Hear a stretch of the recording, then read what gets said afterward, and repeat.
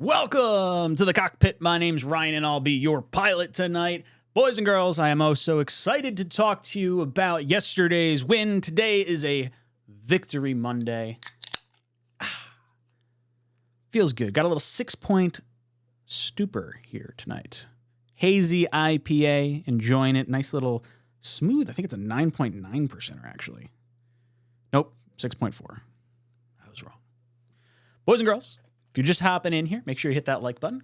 We're going to start doing the t-shirt giveaway again at the end of the show. We kind of got away from it. We started doing it more so on the Tuesday show. But we're going to do a t-shirt giveaway at the end of the stream. So someone in the chat is going to win a t-shirt. Or we could do the spinny wheel. I guess we could do the spinny wheel. Someone in the chat is going to win it. If you want to win it next week, all you got to do is leave a comment down below after this video is aired, and you'll be automatically qualified for a t-shirt next week when we pick our spinny wheel winner. We'll do that at the end of the show. That spinny wheel brought to you in part by today's sponsor. Where's the... Right there. Boom! Underdog Fantasy. If you guys want to have some really cool contests, higher, lowers, if you think you know football, put your money where your mouth is. Jets 24/7. Use that promo code. You'll get your first deposit matched up to $100. 100% of it matched. I've been having a lot of fun with it. Not been having a whole lot of success because I've been really going with the 5-team parlay or the 5-player parlay, and that's just a pain in the ass to hit. But it's a 20 times multiplier, so I get really excited for it. So I only have to put $5 down to possibly win $100. So if you're better at football than I am, it's probably worth a try. So head over, Underdog Fantasy, link in the description down below. We've got so much to get into. Breece Hall going off, AVT revenge, not revenge game, AVT out again game. AVT's not allowed to play in Denver anymore. Not allowed to play in Denver. I woke up earlier today, they're saying, oh, optimistic, doesn't seem like an Achilles. Up, and then like 3 o'clock, Achilles, he's out for the year. Son of a bitch. Literally every win we get, we have to sacrifice one Achilles to the football gods. Am I 100% guaranteed that if I sacrifice 20 of these fucking things, we'll have an undefeated season? Kills me. Absolutely kills me. Just when I'm starting to have like hope for towards the back half of the season, Zach Wilson's going to turn around. Oh, we got our healthy offensive line. They're starting to work things out. Becton on the left side, AVT on the right side, and the guys in the middle. Love it. Love the offensive line configuration. AVT goes out. Becton gets hurt. Same drive. He comes back in. Scared to death that Becton's going to get hurt this year. Please stay healthy, big guy. What do the Jets do at tackle? Lyle Collins needs to be signed or brought on a plane yesterday. As soon as AVT went down, they should be like, yo, come on in. No, it's cool. We'll pick you up. Pick you up at the airport. You're good. Take the team bus back. Yeah, no, you're signed. Lyle Collins, get him in here. Right tackle. I don't want to move Mekhi Becton over to right. Week 8. Dwayne Brown is eligible to come off the IR. I'll be honest, I don't want to see Dwayne Brown anymore. I'm done with Dwayne Brown. I've seen that experiment. Don't want to see it again. I don't want to move Becton to the right-hand side. I'd rather try my luck with Lyle Collins. He's at least someone you might be able to sign at the end of the year, if you like him. Brown, the best he can offer you is what he gave you last year pre-surgery. And so far, what we got out of him so far, not something I want to experiment with again. Not to mention, Becton's been playing his mind out on the left-hand side. I'd rather protect Zach's blind side than, coming right at him. I don't know. I'm frustrated. I think you guys are probably feeling the same sort of way. Blitz Crew, what's up, brother? Drops in. Says, classic Jets win. Sacrifice makes it harder to enjoy. Stop betting the over on Cook. Hope Max can man up, man. Dude, I've been getting hosed. I was like, you know what? This is the week. Yeah, I'm going to go the over on Breece and the over on Cook because we're just going to run the ball down their throats. It's going to be a whole crazy thing. It did, but I think I missed the over on Cook by like 3 yards. It was like not a lot. Not that was like a smart play anyway, but given the options, I always go with the kicker for the Jets. I always go with the kicker for the opposing team. That's always my bet. You got to use 2 guys in underdog, right? So I always believe it's been a sure thing. It's happened every single week. It's like clockwork. 1.5 field goals made by the opposing kicker. Always going to hit. Always going to hit. That's an easy one. Free money. But then I've been going with like Dalvin Cook under. That one hit last week, but it didn't. I don't know. Oh, see, I want to go with the over because I want to be excited. But it does make it harder to sleep, dude. Boys and girls, if you're new to the call-in show, you don't know how all this works, I'm going to give you my monologue. I'm going to talk to chat for about the first half hour of the show. Then at 8:30, we're going to put a 3-minute timer on the clock. You guys can call in, give me your thoughts. And after 3 minutes... That's it! You're out of here! That's right. Your ass gets tossed out with the bathwater. Sean Payton. Bomb! Losing to the preseason champions. Or off-season champions or whatever. Fuck that guy.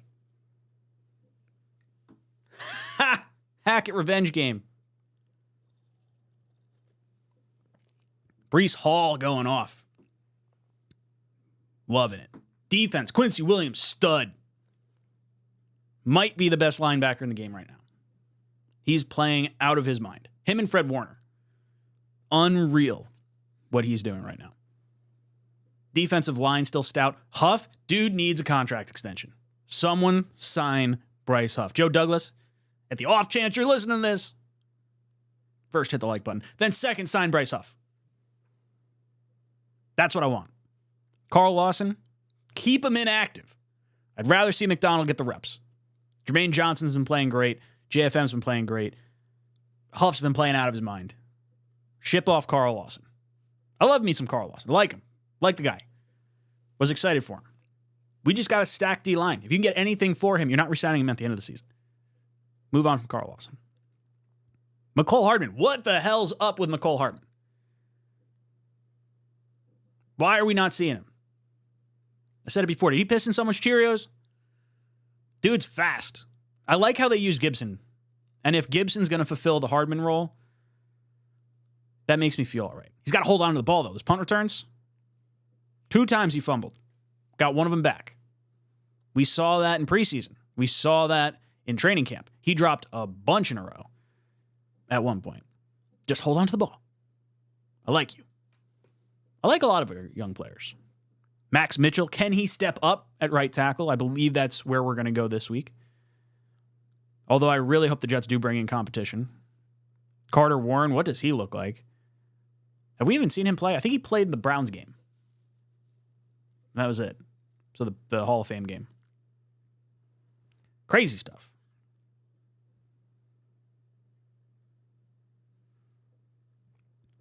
Knobcraft says, are we trading Achilles for wins this year? That's what it feels like. I got 2 wins right here. Can't have them. They're mine right now. Gangrene pops in. What's up, brother? Garrett Wilson needs to take some blame for interception. Great play by the defensive back, too. I 100% agree. Now, first off, blame starts with Zach, the quarterback. He needs to throw that ball on the outside shoulder, so that way only Garrett Wilson has an opportunity to catch that ball. If he does that, you take the other stuff out of the equation. So first blame Zach. Second, I would say Garrett Wilson. That ball was close enough where Garrett could have either caught it or at least played defense to knock that ball down. Third, great fucking interception. Great play by a great corner. Surtain is legit. You can 100% argue him as the best corner in the game. There's conversations, him, Sauce, Woolen. I'm sure there's guys out there that I'm missing too. He's a really good corner. Him getting that pick, I'm not as banged up about it. Like when I look at Zach's mistakes, there's something about the mistakes that Zach's making right now that make me feel more comfortable with where he could potentially be going. Let me explain. When I watch Zach throw a ball over the middle and gets intercepted by a linebacker in the middle of the field because it's a bad read, it's a bad throw, whatever it is, inexcusable. When I see a fumbled snap at the end of the Chiefs game, I see a bad circumstance. But that's not a consistent thing. He doesn't normally drop snaps, so it's not like I don't believe that to be a consistent problem. The interception to Surtain, same thing. Right decision, slightly wrong ball placement. Not 100% on Zach, but I can live with like that stuff.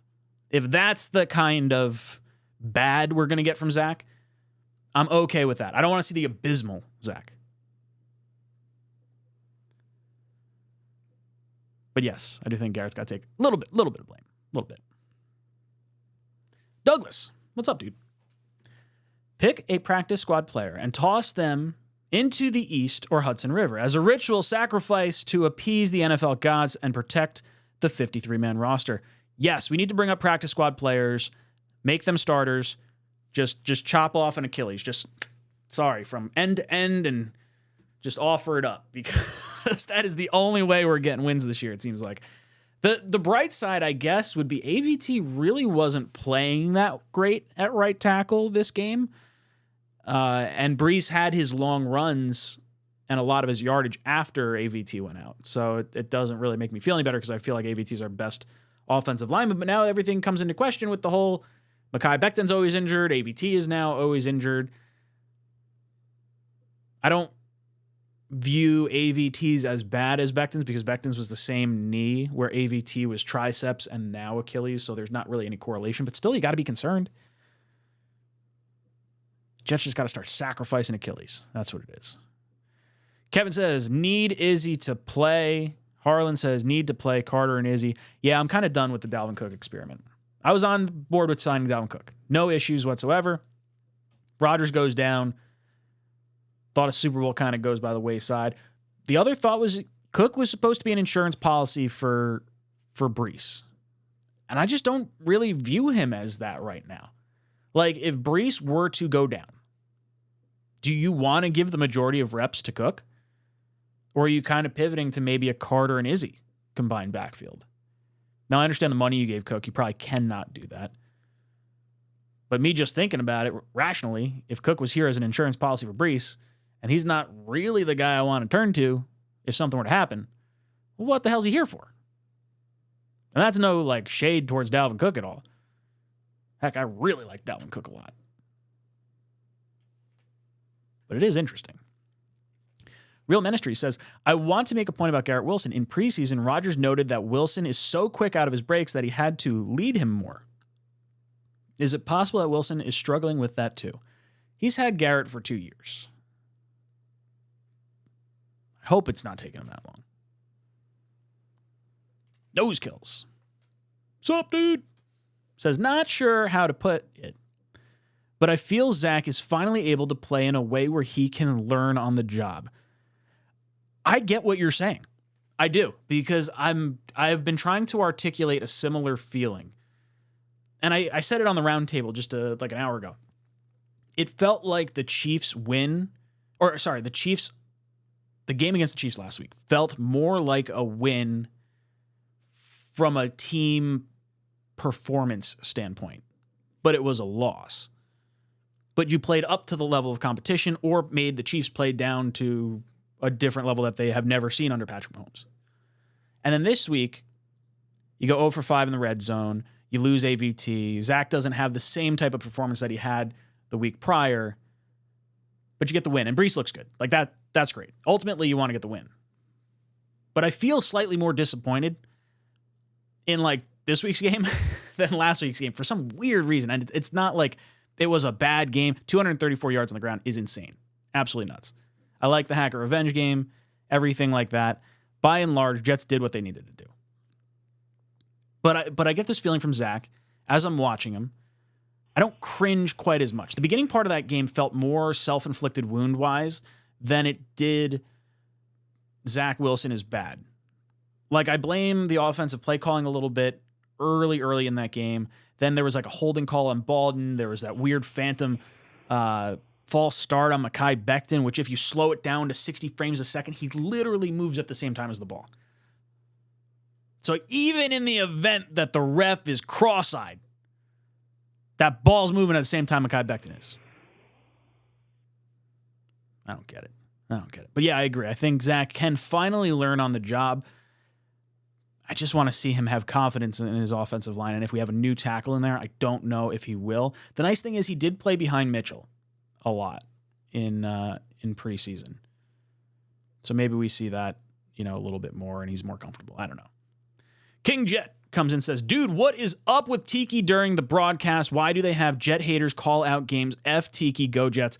Dude, I'm sitting there watching this, and Tiki is negative Nancy on everything that pops up. Oh, well, he is kind of handsy right there. He did grab a little bit. You can't do that. And then like a positive friend's like, oh, well, there's just a breakdown in whatever on the Broncos. It's like, whoa, hold on. The Jets don't get anything positive, but it's a breakdown by the other team, and there's no credit to the Jets for various things. Fuck Tiki Barber.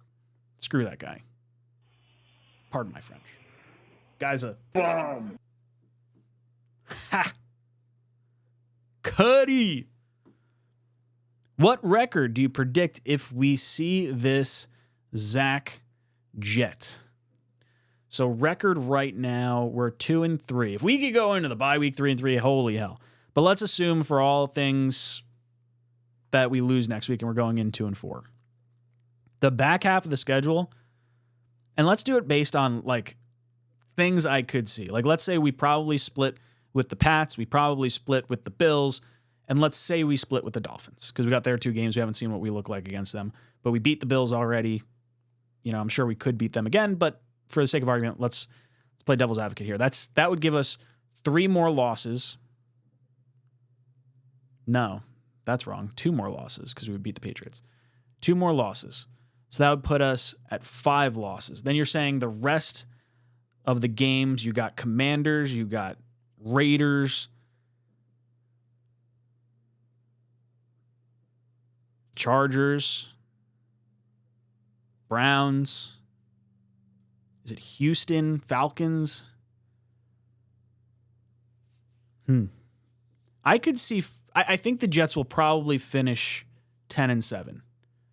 If the Jets defense continues to play to the level they're playing and the Jets offense plays to like what we've seen right now, which is not like great, but like can kind of get hot at times. Maybe not hot, but Breece can get hot. And maybe if you start, I mean, heck, the Jets were 0 for 5 in the red zone yesterday. 0 for 5 in the red zone yesterday. We scored 31 points. If the Jets don't go 0 for 5, like let's say they go 5 for 5, that's an extra 20 points that could have been added. So if you say any combination of success, 1 out of 5, 2 out of 5, 3 out of 5, you're adding more and more points to what the Jets already had. And now obviously a defensive score isn't going to happen every week. But I think 10-7 is attainable, and I think that gets you a playoff spot. I really do. I think the back half of this schedule is definitely more favorable than the front half. And at the back end, you have the Browns on a Thursday night, and then you go travel to New England for the final game of the season. And if New England's totally fucking toast at that point, which they look horrible, by the way. Couldn't happen to a better team, by the way. Horrible. I do think Jets finish 10-7. I think we can get a playoff berth. I think it happens. Blitz Crew says, I want AVT at guard. Tried right tackle and season ended early twice. Why is Izzy a healthy scratch? Zach has not been amazing. Want to see the playbook stay open. Yeah, I think because of the success with Breece, although early in the game I didn't feel we were having a crazy ton of success because we were kind of having those weird downs and distances with the penalties and the sack and whatnot. I would agree. I would like to see Izzy play when he's healthy. Zach hasn't been great. He's been fine from what I'm seeing. If he does implode, I'm fine with pulling the trigger but going to Trevor Siemian. But I think they're going to give him a much longer leash as they continue to win, even if he looks like how he's kind of looked. But dude, if you can get into the playoffs, Aaron Rodgers is coming back. That's all you got to do. Got to get to. I hope the playbook stays open. Part of that is the dynamic playmaking ability and blocking of Ruckert, of Gibson, of Hardman. Like some of these guys that create some mismatches. I love the motion pre-snap yesterday. There was one play, Garrett Wilson comes across from bottom of the screen to top of the screen. Surtain gets tied up with, I think it was Lazard's guy at the top of the screen, and Garrett is wide open for a 5-yard first down. Loved it. On the Breece touchdown, you had Gibson running across. Pulls the linebacker, or the safety, or whoever it was in the middle of the field there. Gives it just enough space for Breece to go untouched 72 yards. As far as AVT to guard and right tackle, I don't know if there's a correlation between AVT's last 2 injuries and him being at tackle. Because I feel like there's as much correlation to that as there is to him just getting hurt in Denver, which I don't think there's any correlation at all. Maybe there's something to the speed and the weird contortion and strength, shorter arms. That's why he's projected at guard. I don't know. I just want to see the best 5 guys out there, and I felt AVT at right tackle was the right call. Does that injury happen if he's inside, if he's not kicking back as far? I don't know. Maybe not.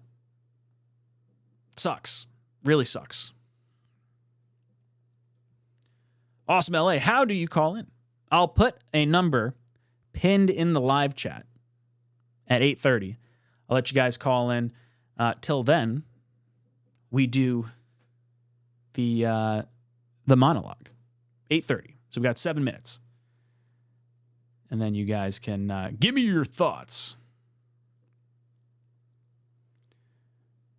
What else you guys talking about in there? Oscar says, I'm all for shipping Cook out to Guatemala for some cookies and a sippy cup. I love cookies. Let's do it. Savage says, Sauce not getting that pick 6 and patty caking it was a what the F moment. Why is he afraid of the ball to pick the ball off? Yeah, he almost had that one. I didn't catch the replay of that particular play, but I know which one you're talking about along the right-hand side there. Man, I just want him to return one. I really do. Let's Crew says 66 likes, kind of sad. We got over 200 people in here. Do me a favor, if you're enjoying the channel, you enjoy hanging out here, hit that like button. We're going to do the call-in show starting at 8:30. So I'm excited to hear your thoughts. At least coming off an Achilles, want him at guard, milk thumbs people. That's right. Put the milk thumbs in there. Yeah, coming off the Achilles, maybe that means he won't push as hard. Was it his right or his left? I didn't actually read which one it was. It just said Achilles injury. Isn't it crazy that you could walk on a torn Achilles? When I saw him walking off, I felt like, well, Rodgers had to get carted off, so that makes me feel a little bit better. Even though I saw Rodgers walk from cart to, into the stadium. Man, this shit sucks. Really sucks. Got to make ACLs out of, rubber titanium. Something that won't break. Every one of our players before the season must have 2 Achilles in each leg. If one fails, you got the other one. Then we're going to heal up the other one. You're going to play on. If you lose 2, then sorry, it is what it is. Same thing with ACLs. Everyone gets double ACLs.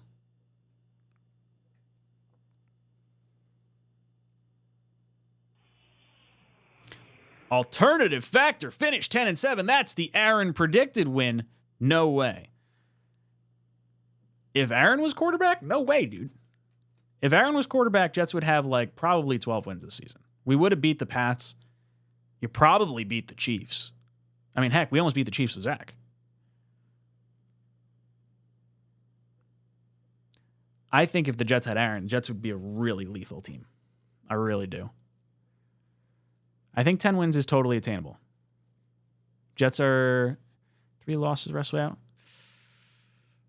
What are we, 2-3 right now? 10-7. I don't care. Kick rocks. Real Ministry says AVT out has me worried, but I want to say we have a surprise win against New England. Just feels like a game we can steal. Yeah, I think we're going to win against New England. I definitely do. Douglas! What's up, brother? Douglas says, I think a lot of fans feel somewhat disappointed even though we won because they were expecting us to light up Denver like the past teams, not accounting for 3 Denver defensive starters returning, 1 being a Pro Bowler. Yeah, that definitely helped Denver yesterday. 100%. I really think that it was an over expectation of what we wanted to see happen. But the Jets weren't even that far out of it, right? We won by 10 points, and it could have been a lot more. It could have been a whole lot more. Jets getting stuffed in the red zone that many times, 0 for 5. That's 20 points we left on the board. If you figure we got 5 field goals, 3 points, 4 extra points per attempt or per thing, 20 points. Wild. That's all right. If the Jets are flying a little under the radar, I'd rather be under the radar right now. Figure stuff out. Let Zach get a little bit better. But yeah, I feel like fans get a little frosty sometimes. Cuddy says, even Rapp reported it didn't seem like an Achilles. This happens consistently with the Jets, that they are wrong when initially talking about injuries. Now, yesterday, I will give Saleh credit. During his post-game press conference, they asked him, he goes, I think it's a calf. We're concerned. They're like, when you say calf, are you thinking Achilles? He said, we need the MRI to find out. And then Rappaport says they don't think that it's the Achilles. But the Jets had always said, we need to wait for the MRI, officially at least. Maybe he was hearing some back channel stuff that we aren't privy to. Man, that shit sucks, though. Feels like it constantly happens. Because it happened with Becton, where we're like, oh, yeah, we think Becton's going to be fine. Oh, done for the year. Then it's like, oh, we think Zach's done for the year. Oh, he's coming back in 4 weeks, 5 weeks, 6 weeks, whatever it was. Every time we talk about an injury, and even Saleh's like joked about it at the press conference, where he's just like, I'm not even going to get into the injury because clearly I don't know what I'm talking about. That was last year. This is pretty cool. It says, let's celebrate their 5th super chat on a live stream. Thank you, Cuddy, for your 5th super chat. Woo! It's greatly appreciated. Yo, it's Vin. It says, do we have DJ back next week? I would think so. Most of the people that go into the concussion protocol so far have come out of the concussion protocol within a week. And it felt like he was trending towards like almost playing this past weekend. Now that's based on feeling, I guess, towards like lack of concern, which is probably a weird way to judge any sort of injuries. But I do think that I would hope we have him back this week. Unless they're saying like, okay, let's rest him going into the bye too. But I really want to get this win against Philly if you can get it. I really do. All right. Let's head over to this screen. We'll have this ticker going. I need to put the live chat.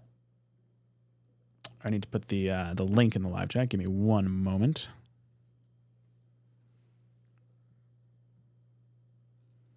See, you'd think Ryan would plan this prior to hopping on.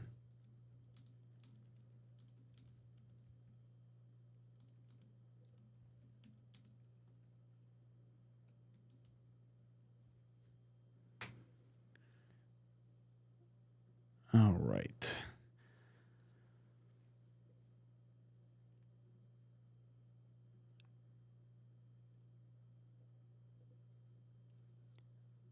All right, here we go. Call-in number is on the screen. You guys can give me your thoughts. Ooh, we got a whole bunch of people calling in. I like this. It's going to be fun. Before we hop into the calls, I do want to go to Douglas real quick. Douglas says that frustration we feel not scoring touchdowns in the red zone is the same other teams feel playing us. Bend but don't break sucks when it's used against us. It gives us some optimistic. Being able to get to the 31 points, even with like such minimal or no red zone success, at least gives me like some hope that it can get better. That's my thing. All right, Lima Bean joining the show. Lima Bean, how you doing tonight? I mean, I enjoyed the win, but like my heart's breaking for AVT, and just in general, I'm sick of the injuries. It's just like I know all teams go through injuries, but it seems like we have the worst luck with them, and nobody gives us breaks. Like all day on the radio, I heard like it's not the Giants' fault. It's all their O-line's injured. It's not Danny Dimes' fault. They get every cover known to man. Tiki Barber, fuck that guy. He really like it's. Dude, I'm sick of Denver, like 3 years in a row going to Denver and then playing them 6 out of 7 years in general. Like I'm just tired of seeing Denver, and all their shit. I'm tired of seeing them since '98. All right, like I'm sick of them. Oh, dude, it's so frustrating, right? Like it's that weird juju of like, okay, AVT, you're not allowed to play in Denver anymore. No more season-ending injuries. You're just gonna take that week off. If the O-line sucks, it sucks. So what? But yeah, I'm done going to Denver. Yeah, but like like Jake Asman made a good point saying that like other teams they go through some stuff, but it's not as bad. Like Travis Kelce looks like he had an awful injury, comes back the next play, scores a touchdown. Like it's just.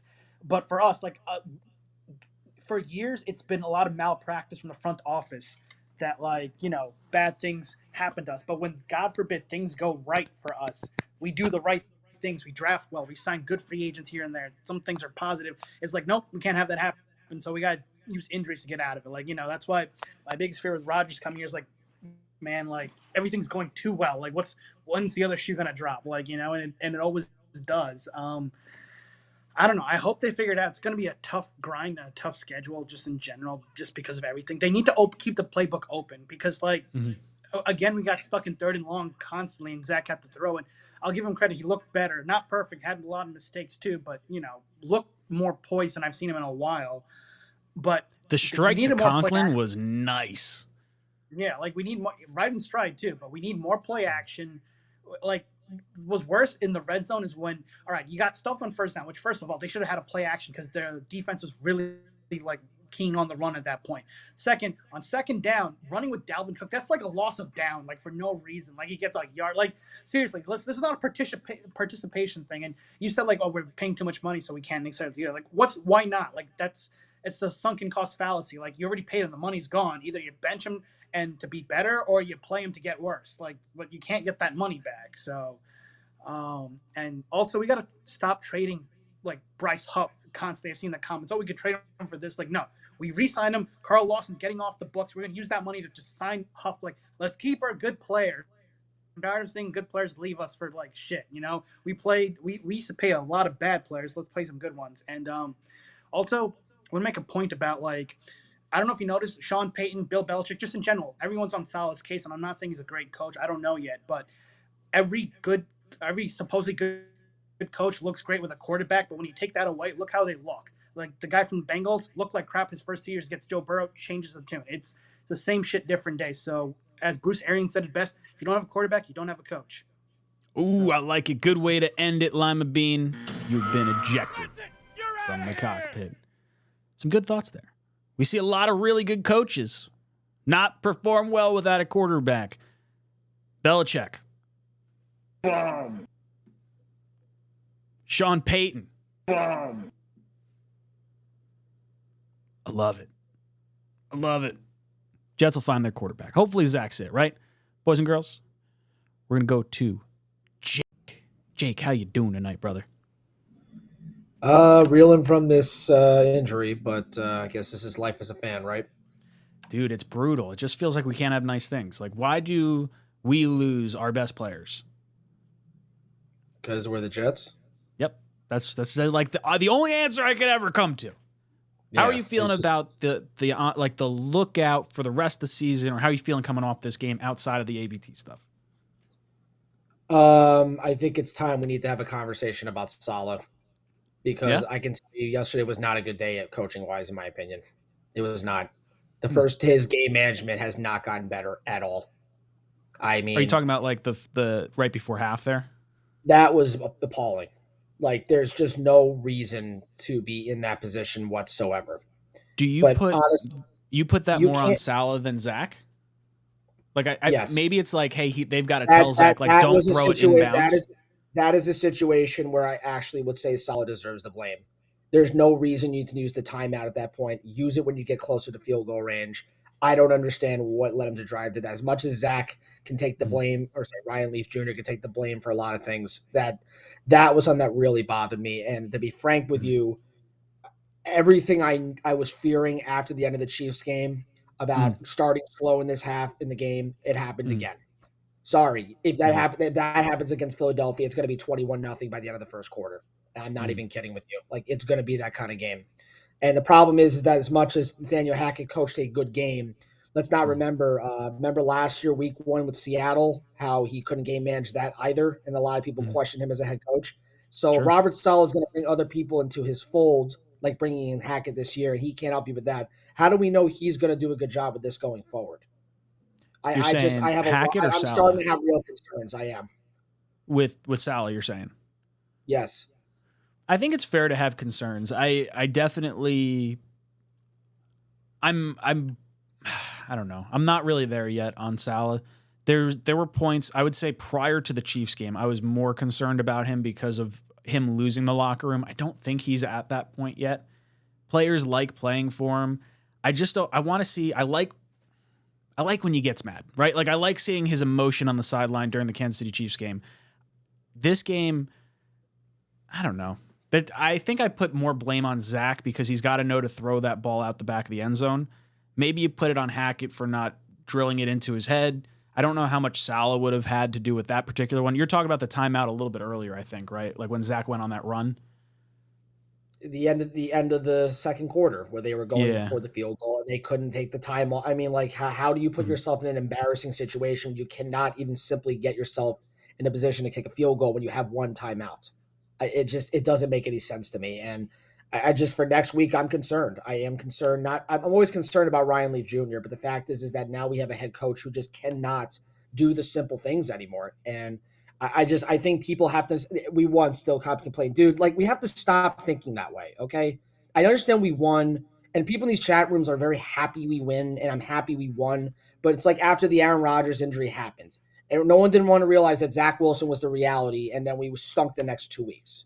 So let's get real here. Okay. Like as much as everyone says, even after Philadelphia playing the easy row of games, the Chargers have Justin Herbert last I checked.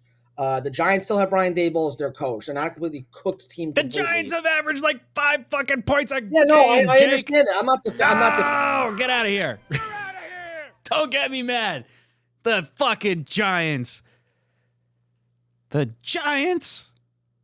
Look, I like Daboll. I don't even dislike the Giants, but you can't tell me that you're not looking at the Giants game and saying that's a game the Jets should be able to win. I like Jake. He's Debbie Downer today, though. Usually, yeah, I'm getting a lot of Debbie Downer, but a lot of it's some consistent,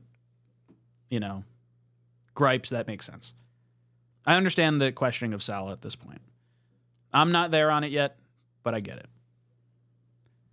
Charles, what's up, dude? Welcome to the cockpit. Hey, Ryan, how you doing, my friend?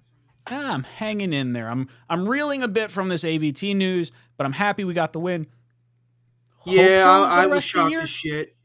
I was shocked as shit when we heard the news that AVT had the torn Achilles. That really fucking sucks. I really, really like AVT. I think he's a very good player when he's healthy. I will tell you this, though. I was very impressed with Mekhi Becton's toughness yesterday, and he played his freaking ass off. I think he was graded around a 77 at Pro Football I saw that. Focus The PFF grade was pretty solid on him. I think he was one of our 2 or 3 best players on offense, I think is what it was graded out as.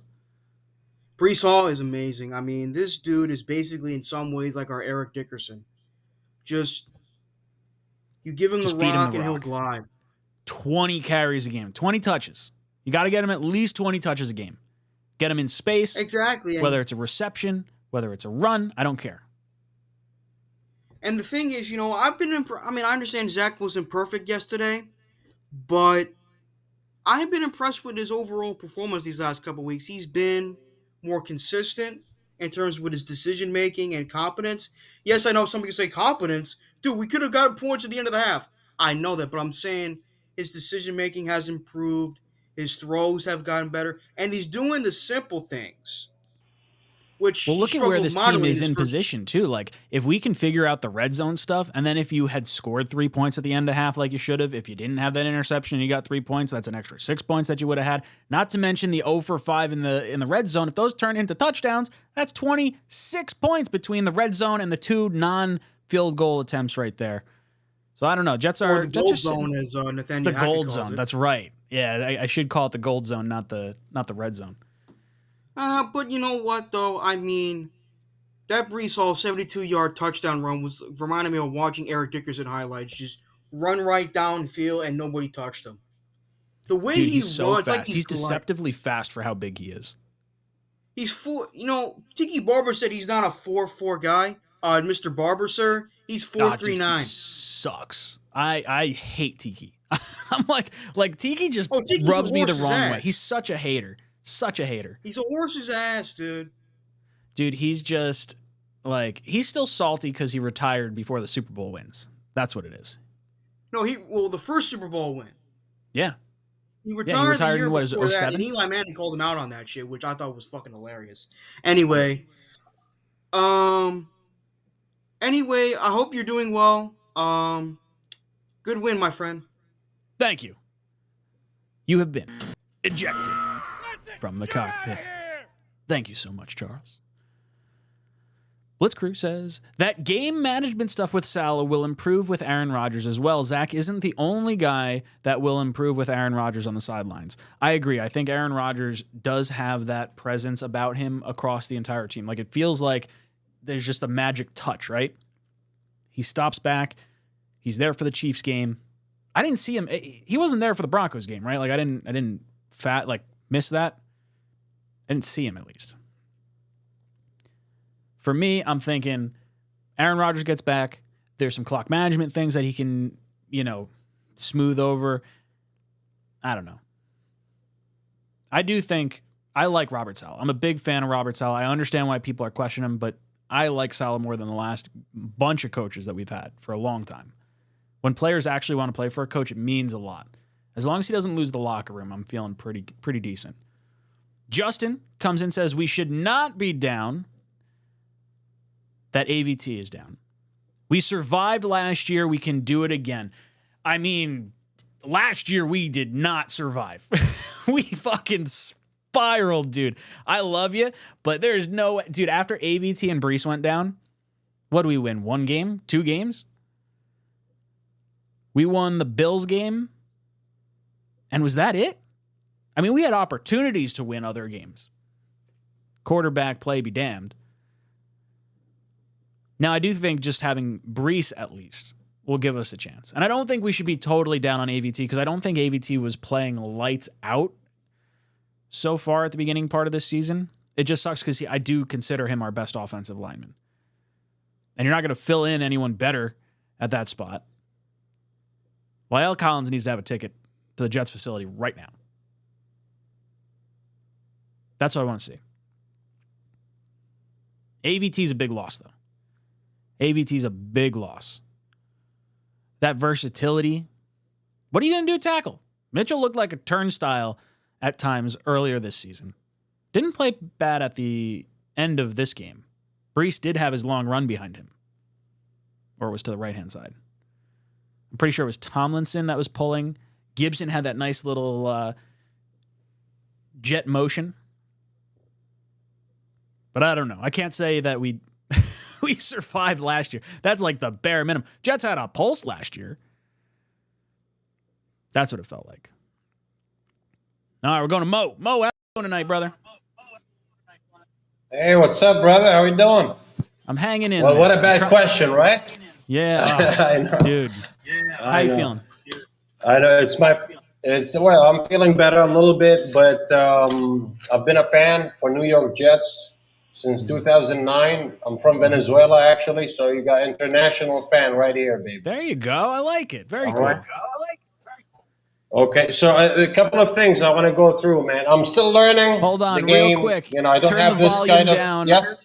Turn the volume down on the stream. Okay. We're getting a little bit of an echo, What like about- from wherever you're listening to the actual stream from. I don't Right think it's now? my voice coming. Is Can it you hear better me? now? Yeah. Yes. I don't hear it. If you can hear me, then it sounds like it's working. Yes, I can hear you. All right, perfect. So anyways, a couple of things because I'm still learning, about the game, and I don't have this cultural aspect when it comes to football, but man, I love the game. The game is unbelievable. You guys, congratulations for inventing this. Oh, This I love is it. wonderful. Who's your favorite player since you've been watching so far? Like dating back to Well, 2009. Like who's your guy? My guy was Darrell Revis, Ooh, a okay. corner. Love it. So that was my guy. He was my favorite player until now. All right. I like So, it. yeah. I like it. So go on. So what anyways, kind of it's questions like you got? A couple of things. It's like because of the time, man, I want to give the opportunity for the rest of the people to speak and express themselves. So the first one is about the defense. It's like we really talk about everybody. We keep talking about Zach Wilson. We know the reality of Zach Wilson. We know that he is just a backup. We know he's learning. I know it's his third year. Changed coach a couple of times. So I understand that. I understand that reality. But there is something that we don't give importance to, and we keep putting the defense on a pedestal, knowing that. Can you check with me, Ryan, please? Can you Sure. check against the rush, our Mm-hmm. defense? What is the rank of that defense against the rush, please?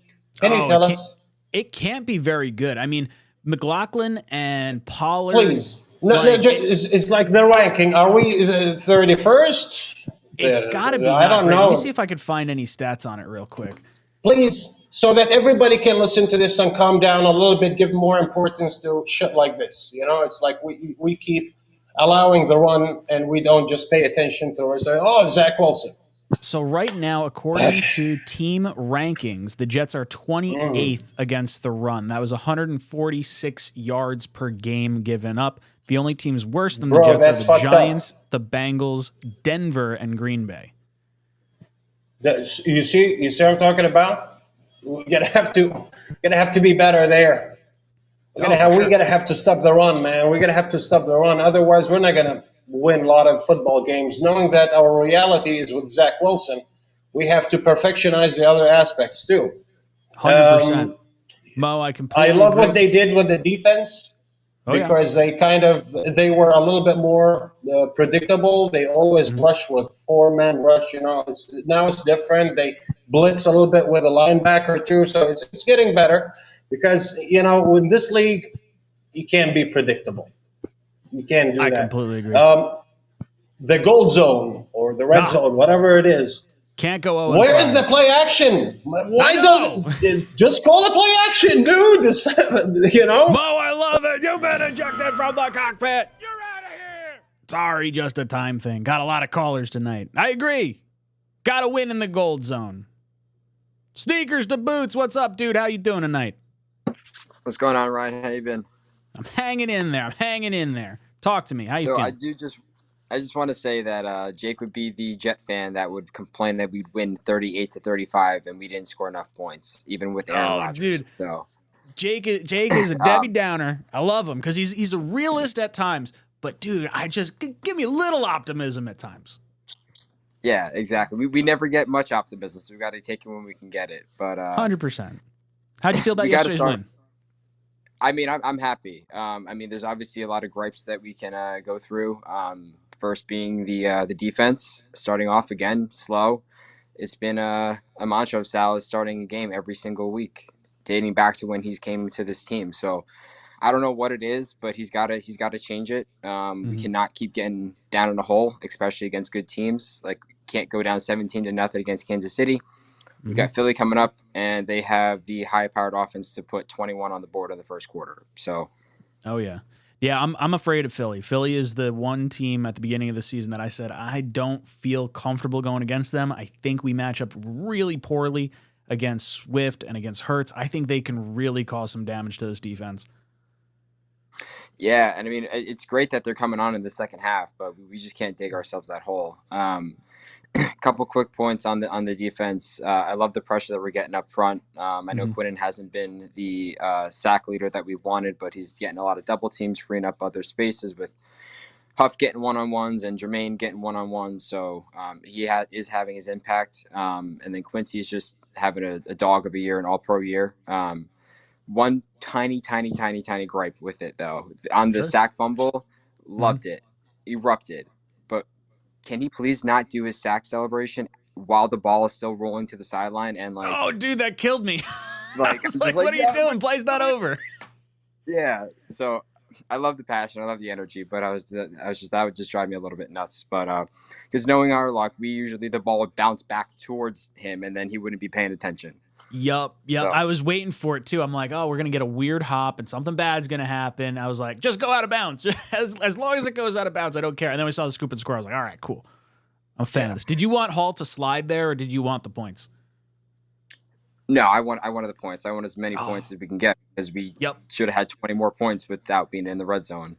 Dude, just the red zone stuff. Not even like before halftime or the interceptions act through. That's 26 points that the Jets kind of just left out there. Yeah. Play action, play action, play action. Just be drilled into Hackett's head. Dude, I hope we open up against Philly like that. Yeah. I just had a quick question. Last one. Sure. I know Becton is he's doing well, right? Unfortunately, had the 2 injury scares this past game. We had AVT, who's unfortunately gone out for the year. A lot of people are saying it's altitude. It definitely was a contributor, but Sal is saying he's battling through soreness.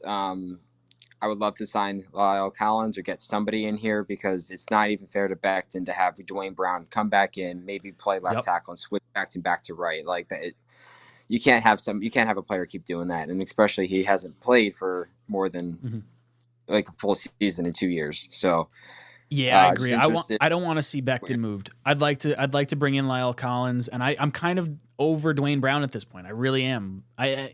I understand from a financial standpoint, if they don't want to spend the money, it makes logical sense to move Becton back over to right tackle. But I feel like you got to start negotiating a contract with him at some point if you're going to ask him to do all these things when not really. I mean, I guess AVT was asked to move around a little bit, but I don't know. I feel bad for Becton because he's looking good at left tackle right now. Yeah, but sneakers to boots, boom! That's it. You're out of here. Oh, I love that damn chicken. I got to get aggressive. I'm too friendly with the chicken. I give people the extra time. Love you, Sneakers to Boots. Good people. Esco joins the show. Esco, how you doing tonight? How you doing, Ryan? How you doing? I'm hanging in there. Talk to me. How you feeling about the AVT injury, the win yesterday, Breece's breakout game for, I guess, his career highs yesterday? The win yesterday was incredible. I see a lot of individuals like souring around and saying, "Oh, we could have done more." I honestly feel like, hey, we can fix those things up against the best teams. So I think in reality, when we go against the Eagles and these other teams that are going to give us a little challenge, I personally believe we're going to just fix those and we're going to surprise a lot of people. I personally believe. I think we're going to surprise a lot of people. Zach looks incredibly comfortable from when I used to watch him and I used to just sit there holding my head like, oh my gosh, here we go. Now I'm looking at it like, oh, wait a minute. Who is this? Is this Aaron Rodgers and Zach Wilson? Like, I'm just like so proud of how he's playing and how he's like maneuvering. I honestly, AVT, like, I hope he gets better and next year he'll have a great year. Breece Hall, keep feeding the beast, and I'm gonna get that cereal that you have in the corner there, Ryan. I need that right there. I need got that. the beast box. Yeah, but before I get off, I just wanted to just really thank you for the content and everything you get for the Jet community. Like honestly, like I watch it with my wife. I wanted to give a shout out to my wife, Ali, and my 2 beautiful babies. Love y'all. But we watch it every night, even win, lose, or Chiefs rob. I was watching it, and we love dude, it, I man. appreciate that. Dude, I really So appreciate it. I It means a lot. I have a lot of fun doing this, and it definitely is a lot of work. But hanging out in the community that we built, I mean, heck, we had friend from Venezuela on before, and like it's cool seeing. Oh, he like, took up a bunch of time. oh, dude. Well, I mean, even just the community of like that we have across different continents and like just across the states and everything. It's nice. I didn't feel how big this Jet community was until we started like doing this, and it's nice to meet people like you. So I appreciate you tuning in and hanging out. I just believe that it like just give us some hope, give us some time. Just like Aaron Rodgers said, you know what? The season goes on. We're gonna surprise a lot of people. Just give us some time. We're gonna do great this year. I really believe at least 11 wins, and we might sneak to the divisional round. We're gonna surprise a lot of people, Ryan. A lot of people. Dude, do you think Rodgers is coming back? If we get to the playoffs, you think he's coming back? Honestly, if I was Rodgers, I would take the year and I'll give it to Zach. I'll take the year. I'll just relax. I'll give it to Zach. Now, if he's 100%, like literally, like he looks great in the little Twitter videos that he puts out, Twitter pictures. But if he's 100%, come back. But honestly, I will give it to Zach. Give it to Robert Saleh, Hackett, and just hey, let's roll with Zach until the end of the year, and let's bring back Rodgers for next year. This is important experience, I think, for this young team. I want to see them win as many games as possible, even if we wind up missing out on the playoffs. Like I'm not here for draft position. I'm here for wins, because we're I hated prepping. hearing that when everybody Yep. was talking about it earlier. I was like, nope, I cannot. Let me mute it real quick because I cannot hear Ryan talk about this. I love it. Let's go. You've been ejected from the cockpit. You're out of here. Boys and girls, we've got Jacob, then Carson, then Billy, then Sonny from Long Island. I do want to bring attention real quick. I said it earlier in the stream. If you want to help support the channel, if you enjoy what I do, you could always send in a super chat. That always helps. You can hit the subscribe button. You can hit the like button. Totally free. Or if you like a little bit of gamesmanship and fun, Underdog Fantasy, promo code JETS247. Lots of fun. I've been doing the higher lower contests, the pick'ems. Not successfully, unfortunately. I keep going with our damn Jets and they're screwing me over. But it's a lot of fun. I've had a good time with it. If you want to support the channel, please support the sponsors of the show. That helps them continue supporting us. Me. I say us. It's me. I guess Becca too. The kids. Keeps the lights on around here. I appreciate it. I appreciate you guys. All right. Gonna hop over to Jacob. Jacob, how you doing tonight? Ryan, how's it going, man? Dude, I'm hanging in there. How you feeling tonight?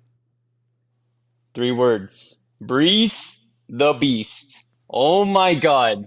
It's about time we saw him just go off the way he did. And it's as expected, right? I mean, this is why we drafted him. And it just to see he doesn't have a pitch count anymore, just thank God. I was tired of seeing Dalvin Cook just fucking not getting nothing. Dude, every 2 time. yards at a clip. It feels like a waste of a play when he gets the ball. It sucks. It's horrible. I mean, and then like I know why they did it. I mean, just to have more depth because we didn't know Breece was questionable and stuff. But I want to see more Michael Carter, man. Like honestly, I do. Like those some short passes it makes to me him. feel And good. Like he's in there for blocking downs. They clearly trust him enough with the life of the quarterback in a pass rush situation. Like. Right. I would love to see I want to see Izzy too. Like I'm excited to see what he has to bring. I would like to kind of ease Cook back a little bit, but with the size of his contract. And look, I get why they signed him too. Aaron Rodgers takes less money. Yeah. He wants a guy that he played against for the last 5-6 years, whatever, up in Minnesota. You know what? I can eat that money this year. It's okay. Yeah.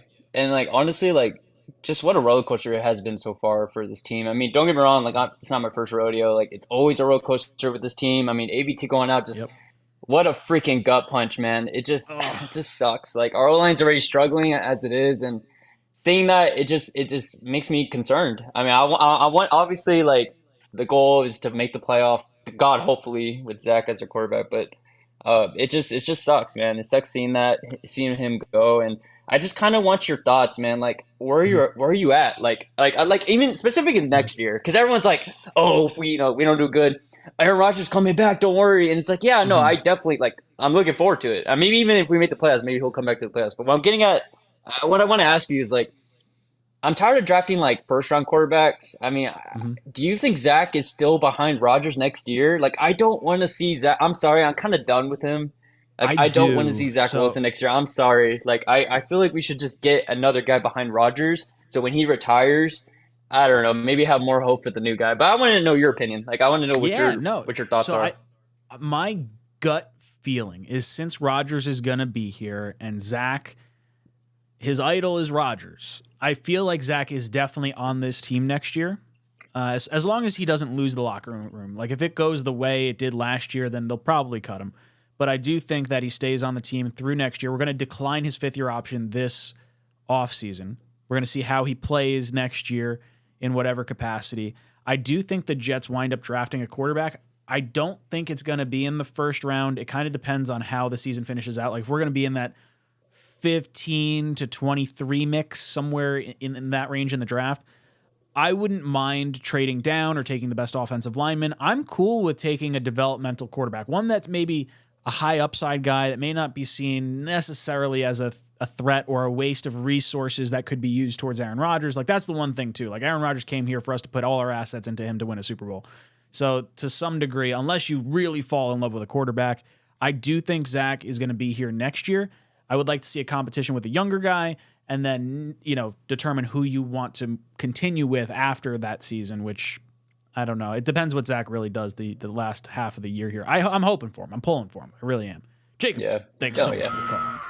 You've been ejected from the cockpit. All right, we got Carson joining the show. Carson, how you doing tonight, brother? Been a long time coming, Ryan. How we been? Dude, it just feels good to get a win. I'm feeling a little more confident going into this Eagles week, even if I think it's going to be a loss. The rest of the season doesn't seem unbearable. And I think because Zach's playing reasonably well, I'm not like as doom and gloom. Like if it was the same performance we had against, Dallas and New England, I'd be a little more doom and gloomy. I'm feeling a little better. So for me, honestly, I don't think Jets creators are not talking enough at how well Joe Tippmann has actually played at right guard. He is the love second. it. He is the second highest graded rookie coming out of this class last year. I was going to say he's the number one rookie offensive lineman right now. Him and Skoronski are very close. If you're talking about PFF grade. So yeah, I was going to say, I think prior to this week's game, Tippmann was like the highest graded. Yes. So I think Tippmann's a 79.3, and then Skoronski's like an 80.3. So they're very close. Fine with that, yeah. And also, so no one's talking about that. He's been awesome. Okay. Mm-hmm. Why are we shitting on Max Mitchell? Now let me just lighten everyone's day here. Mm-hmm. Max Mitchell has started 4 games for us in his career, right? He's gone against Baltimore, Cleveland, Minnesota, and Chicago. Okay? He's seen Robert Quinn. He's seen Myles Garrett. He saw that vaunted Baltimore pass rush last year. Okay? And he also saw Danielle Hunter from Minnesota last year. Okay? Mm-hmm. He allowed 1 sack and 3 hurries. 1 sack against that group of pass rushers, which have been doing it for quite a long time. Okay? Now, he led up the sack to Myles Garrett, but Myles Garrett is a beast. He's a top 3 pass rusher in the league, in my opinion. Okay, he's a beast. But listen, going into this week, or even last game, I was telling my buddy, I said, listen, the way to beat this Jets defense is toss outside runs, bubble screen passes, and short down the seam passes. That's how offenses have really attacked this Jets defense. Now, what does Philly do very well? They control the line with their offensive line. It's the best in football. They try to run the ball to the outside with DeAndre Swift and QB runs with Jalen Hurts. Okay, they'll beat you down the field with AJ Brown and Devontae Smith. Okay, and they love Kenny Gainwell and Swift in the screen game. So the Jets need to really, really, really get in the lab and figure out how to stop this Philly offense. Okay, with the Jets offense, okay, a lot of people, news-wise, are talking about how they didn't see much out of Zach this week, right? Completed 72% of his passes, okay? Anybody and their mother in the NFL knew the Jets were going to run on Denver. Denver is the worst run defense in all of the NFL, okay? So you didn't need much out of Zach. So I want to see how they game plan for Philly this week, okay? Do I think they're going to win? No, but I think it's going to be closer than people think. Have a good one, Ryan. Oh, that makes me feel good. I want to see a close game. That's what I want to see. Give us a fighting chance. Carson, thank you so much for the call. Boom! You're out of here! Ejected from the cockpit. We've got Billy, then Sonny, then Joe, then Ryan coming on. Billy, welcome to the cockpit. Hello, is this working? Oh, it's working loud and clear. I'm good friends with Matthew O'Leary, and he told me I should call into your show. I love Mr. O'Leary. He's amazing. I'd be proud to have him as a grandson. That makes me feel good. I'm very happy that your last caller called out Joe Tippmann. He's my favorite new Jet. Mine too. Do you think he will be moved back to the center position at any point? I think it's entirely possible. I think when you talk about Tippmann and the future, they drafted him as a center. Now, if he winds up, he's like an all-pro guard for some reason, it's not like the worst case scenario, but the positional flexibility is key in and of itself. McGovern has the same type of positional flexibility. You could go into next year's draft. I think there's a real possibility the Jets go out and they bring in Aaron Rodgers' best friend in David Bakhtiari. Not saying that I think I'd feel very comfortable because he's got an injury history anyway. But if you got him, if you can bring back Becton, you got AVT coming back, you at least have some options at tackle outside of Max Mitchell and Carter Warren, who you're hoping to develop. But then you draft an interior offensive lineman, a guy that can play center or guard. Then you have the flexibility with that rookie. You have the flexibility with Joe Tippmann. I do think Rodgers wants some level of experience in a center in front of him. And I don't know if that means, just starting Tippmann towards the end of the year at center or maybe re-signing McGovern next year and just kind of figuring it all out. But I don't know. I like the Tippmann pick. And I could see him going back to center because that's what we originally drafted him for. It's unfortunate that he had to get hurt, AVT, because the combination of the two of them could have been the best in the NFL. Oh, man. You look at AVT, you look at Becton, you look at Tippmann. We have a good young offensive line. And even Laken Tomlinson, older, but at least we have him under contract for next year, and he's not turning into a pumpkin. He's looking back to a solid form at the very least. The offensive line has been the most frustrating thing since Douglas has gotten here. Do you think there's any chance we retain Becton for next year? I think there's a real shot we do. I would like to not spend the franchise tag on him because both him and Huff are going to be up for free agents, and I would like to re-sign both of them. And if that means paying them a slight premium on an extended contract, I'm kind of okay with it. It depends how much Becton's asking for. Huff, I feel more confident in giving a longer-term, higher-value contract to because of his production and his health so far. Becton, I feel more comfortable giving the franchise tag to. I just don't love, shelling out that much for a tackle. Billy, thank you so much for the call. You have been ejected from the cockpit. We got Joe joining the show. Joe, how you doing tonight, brother? Joe. Hey, Ryan, what's up? Hanging in there. How are you feeling after this Jets win? I'm feeling good. I don't think we lit it up, but we got a win, and to me, a win is a win. I'm glad to see Zach Wilson showing progress, but it was a little different from last week. But I have a feeling he's going to put on the same show he did with the Chiefs against the Eagles. It's my gut. You think we'll see a little more aggressive Zach, a little more aggressive play calling? Because Denver, the worst rushing defense in the league, it made sense to rush with Breece. This week going up against Philly, you might have to play, tit for tat with them. Yeah, I agree with you. That's exactly it. To touch on AVT, I'll be honest with you, man. He's been injured twice already, serious injuries. It's the same thing like Becton. He came back. He hasn't been the same player. He's been average. I was going to say, since he came back from the triceps, he hasn't looked great. I mean, he's been our best right tackle so far, but overall, he hasn't been back to all-pro form. When he pulls, I think he's really good. But some of the straight up and down pass blocking has left a little bit to be desired, and now you're losing for another big injury and a major injury. Achilles a lot worse than a triceps, in my opinion.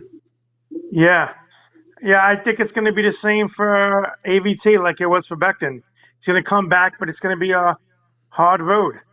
I don't even know what thing for me is that AVT had two weird injuries that don't generally happen, like a triceps tear and an Achilles don't have any sort of correlation to one another.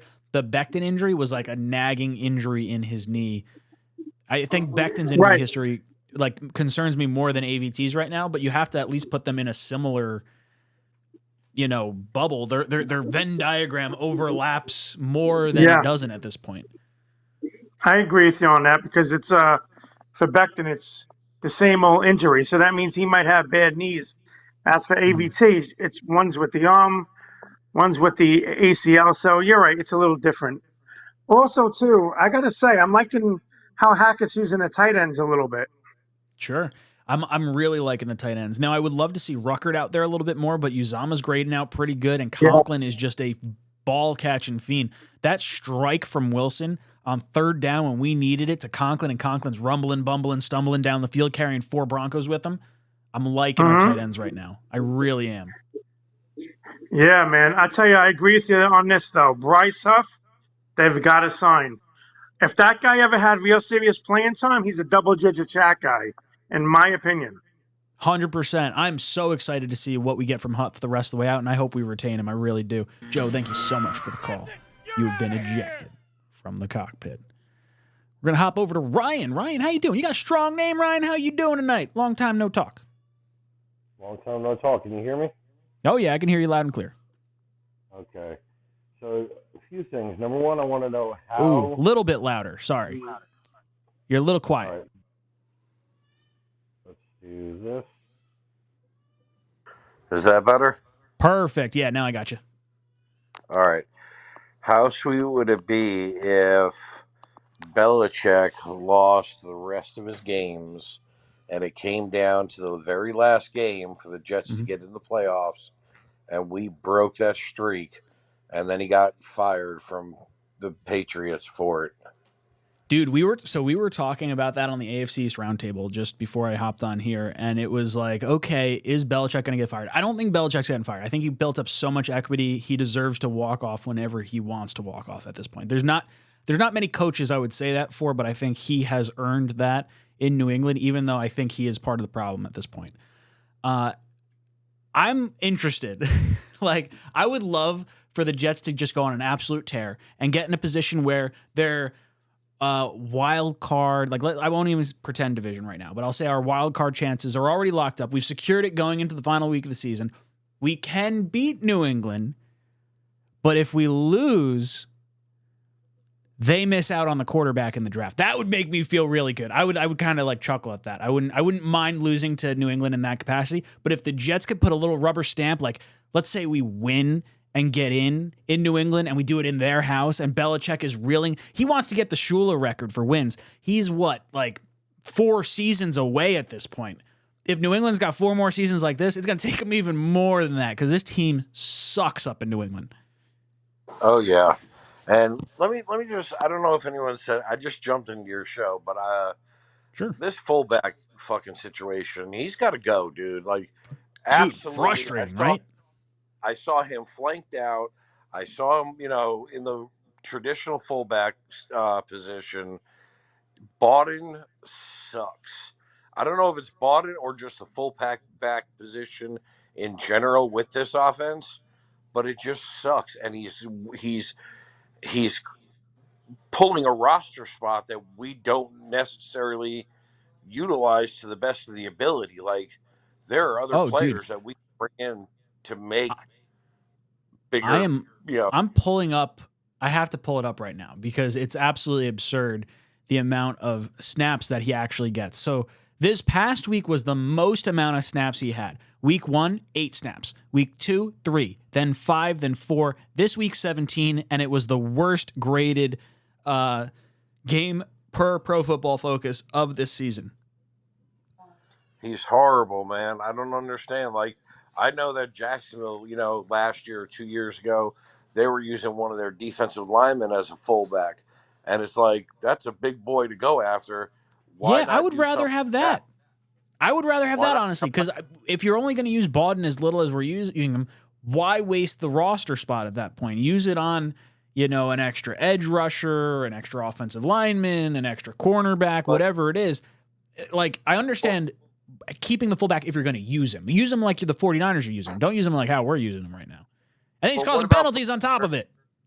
Well, exactly. But what about putting, either Al Woods or McDonald in there, I would love to see Ruckert, honestly. I would love to see Ruckert as like the fullback. He's been nasty at blocking. He sticks his nose in there, and he can receive. And he doesn't waste a roster spot. I want to see him on the field anyway. Get your best players on the field. That's what Let me ask you this. Do you think that Clemens could, with his nastiness, could be a better fullback? I would rather try him there than keep Bawden at this point because I do feel like Bawden's wasting a roster spot where Clemens, while I don't like what we've gotten out of him right now, I think the bulk may have hurt him this year. I would rather Clemens try fullback if we're not going to be throwing the ball to him or whatever and just try to bully people in front of him. I mean, that's literally what the defensive line job is. It's like, just beat the piss out of these big offensive linemen. So just do it in reverse to the other guys. Exactly. Those were the only 2 points I wanted to make. And I got the cup. It's awesome. Thank you so much. And keep doing what you're doing, bro. I love it, dude. Thank you so much for the call in. I'll talk to you next week. Boom! Ryan, you've been ejected from the cockpit. So we got like 45 more minutes of the call-in show. Go back to this screen. Wham! I should have it switch back and forth. I actually know how to do that. I can make it auto switch without me touching it. And I don't do it. That's all right. I saw V-Man calling in before, and V-Man's like, yo, I guess I don't have time to call in. K. Yeti says, Billy Bilstein. I don't believe that's a real person. There's no way that's real. I think that's O'Leary. I'm going to have to talk to O'Leary about that. Matt says it's O'Leary. Matt, by the way, you're beautiful. That is a good-looking headshot, my friend. You're welcome.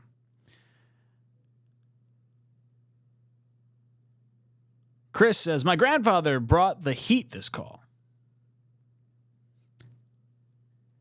Real Ministry thinks that Bill Billingstein is Sean Payton.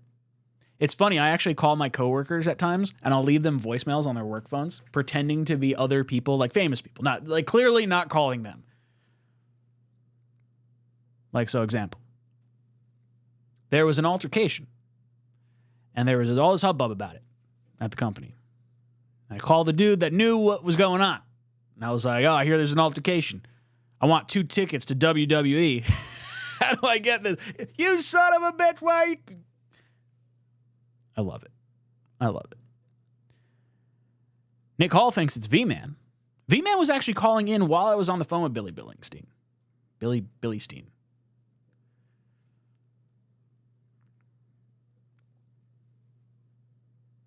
Nick Hall says, G-Dub was pissed we didn't get the clock that shit before time ran out. Zach needed to show more urgency to that spike. He shouldn't have thrown it to CJ Uzama in the first place.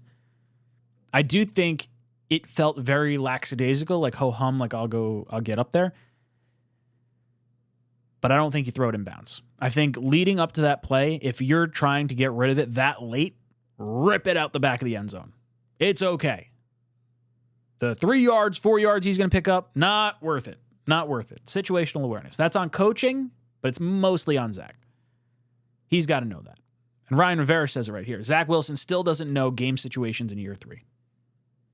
That's important. It's year 3, but he hasn't even played 2 full seasons yet. So something to be hopeful about, I guess.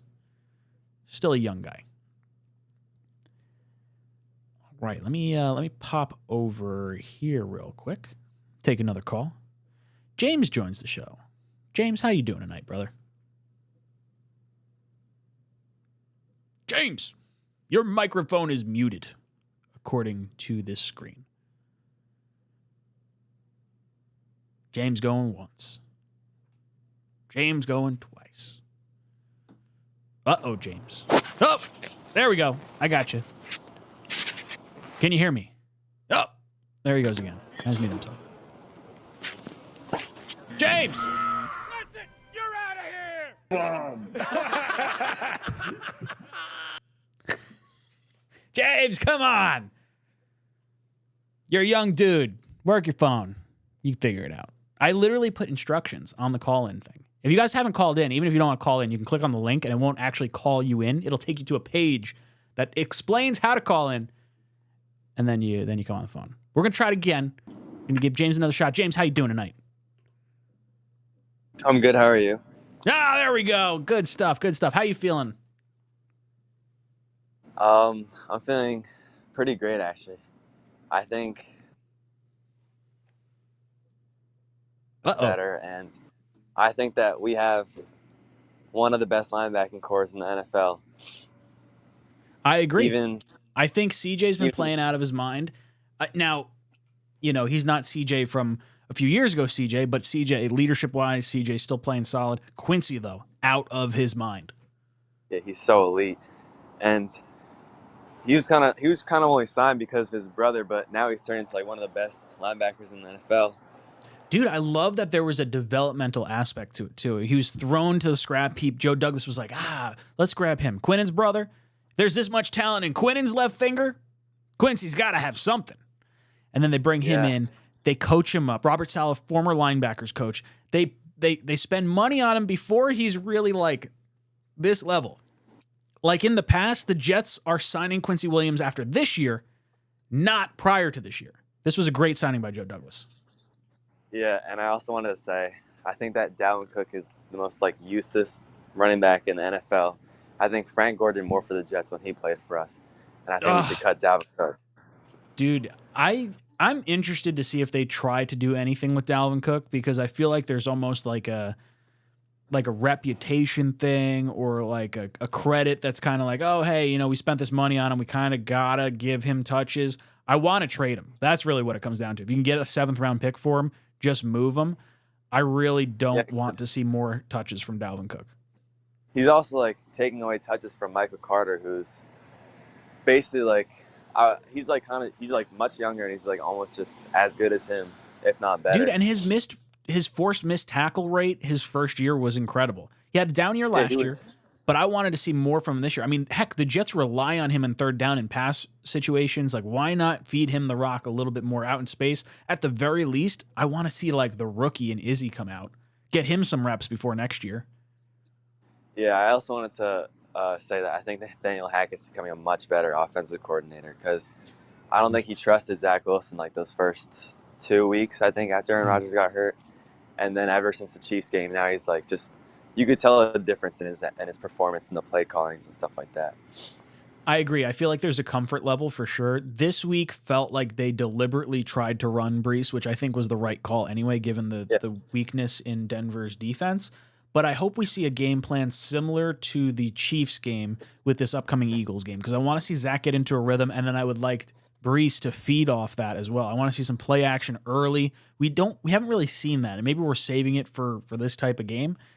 But I do think Nathaniel Hackett has gotten better. This offense was built for Aaron Rodgers, and it wound up having to get bent to a Zach Wilson style.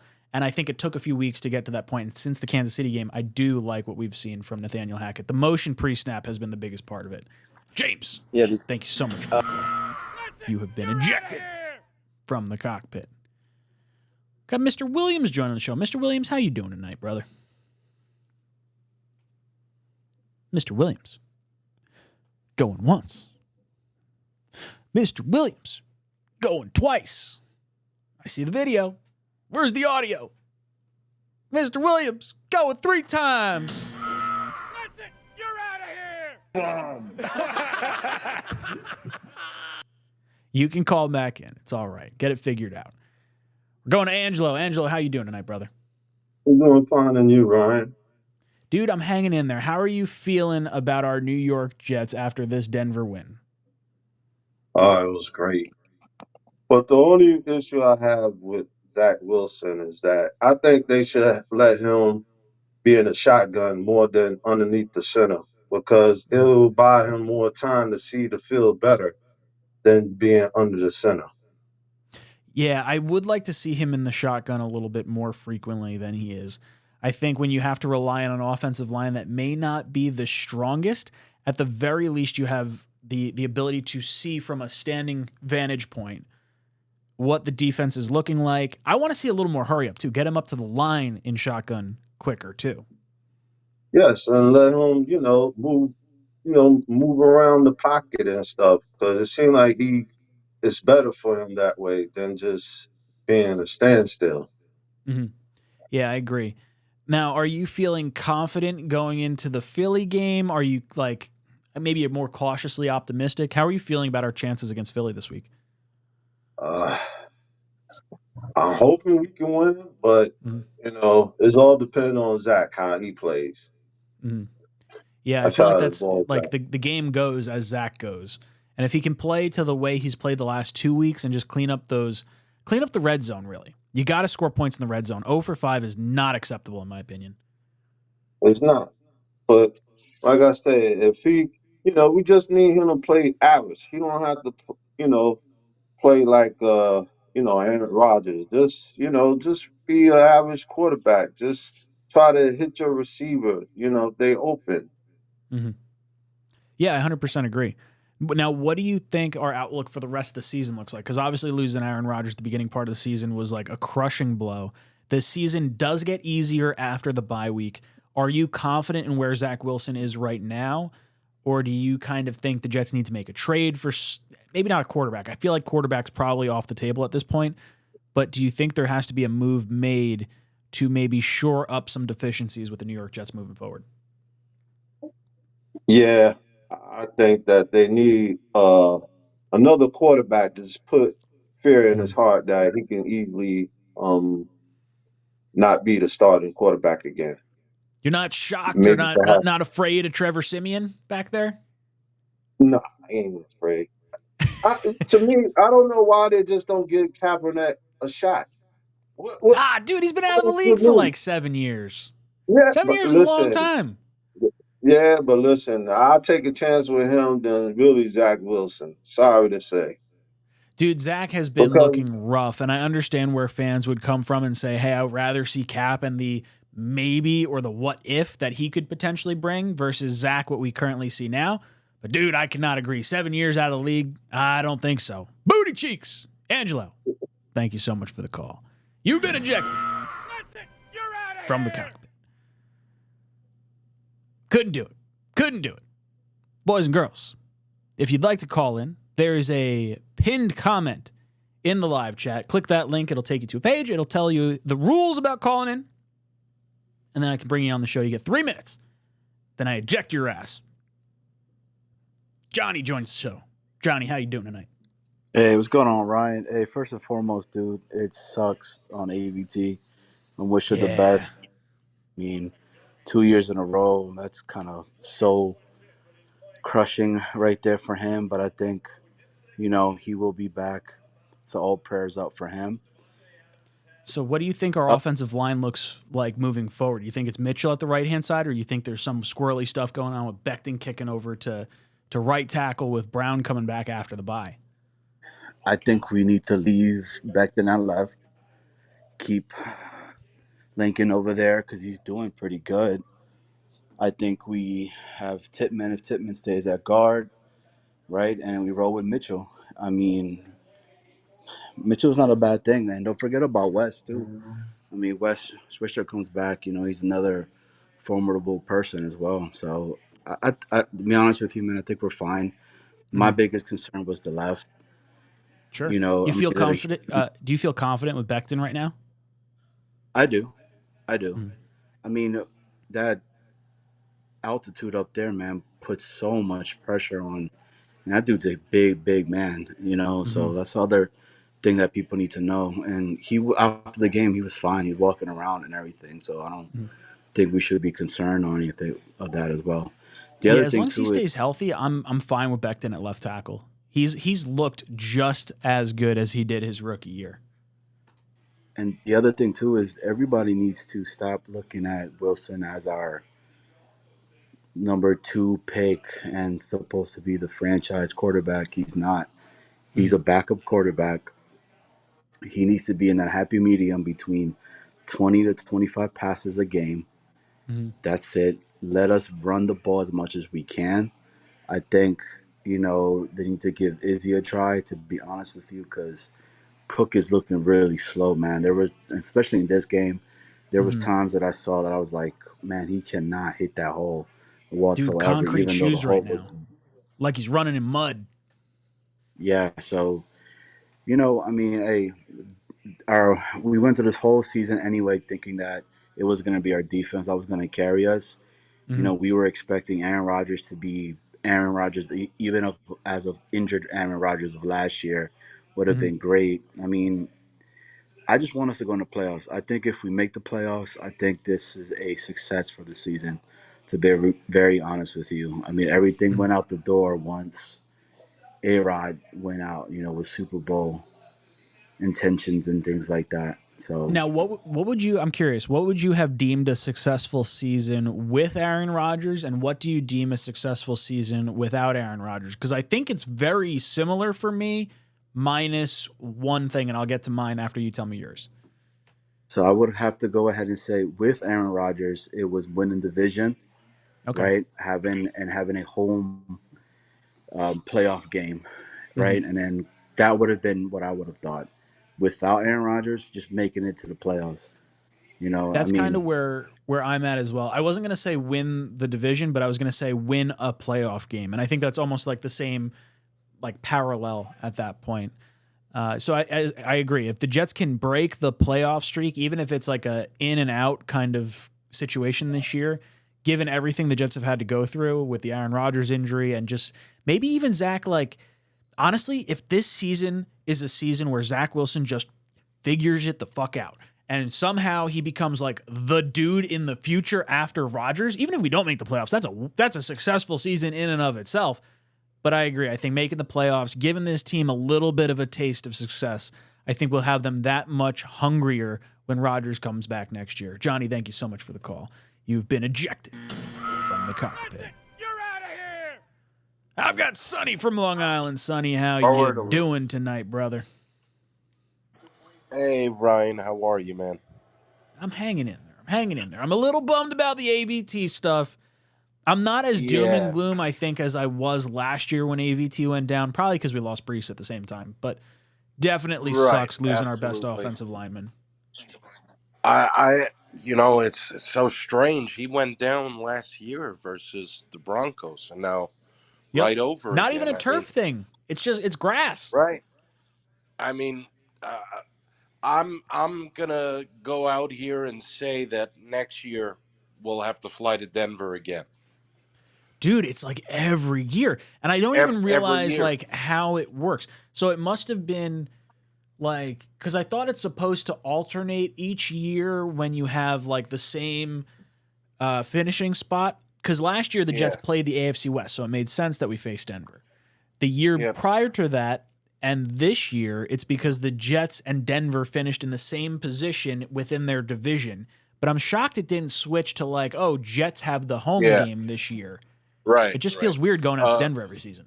Absolutely. And I hate it. I even hate watching it when we play Denver. It's just terrible.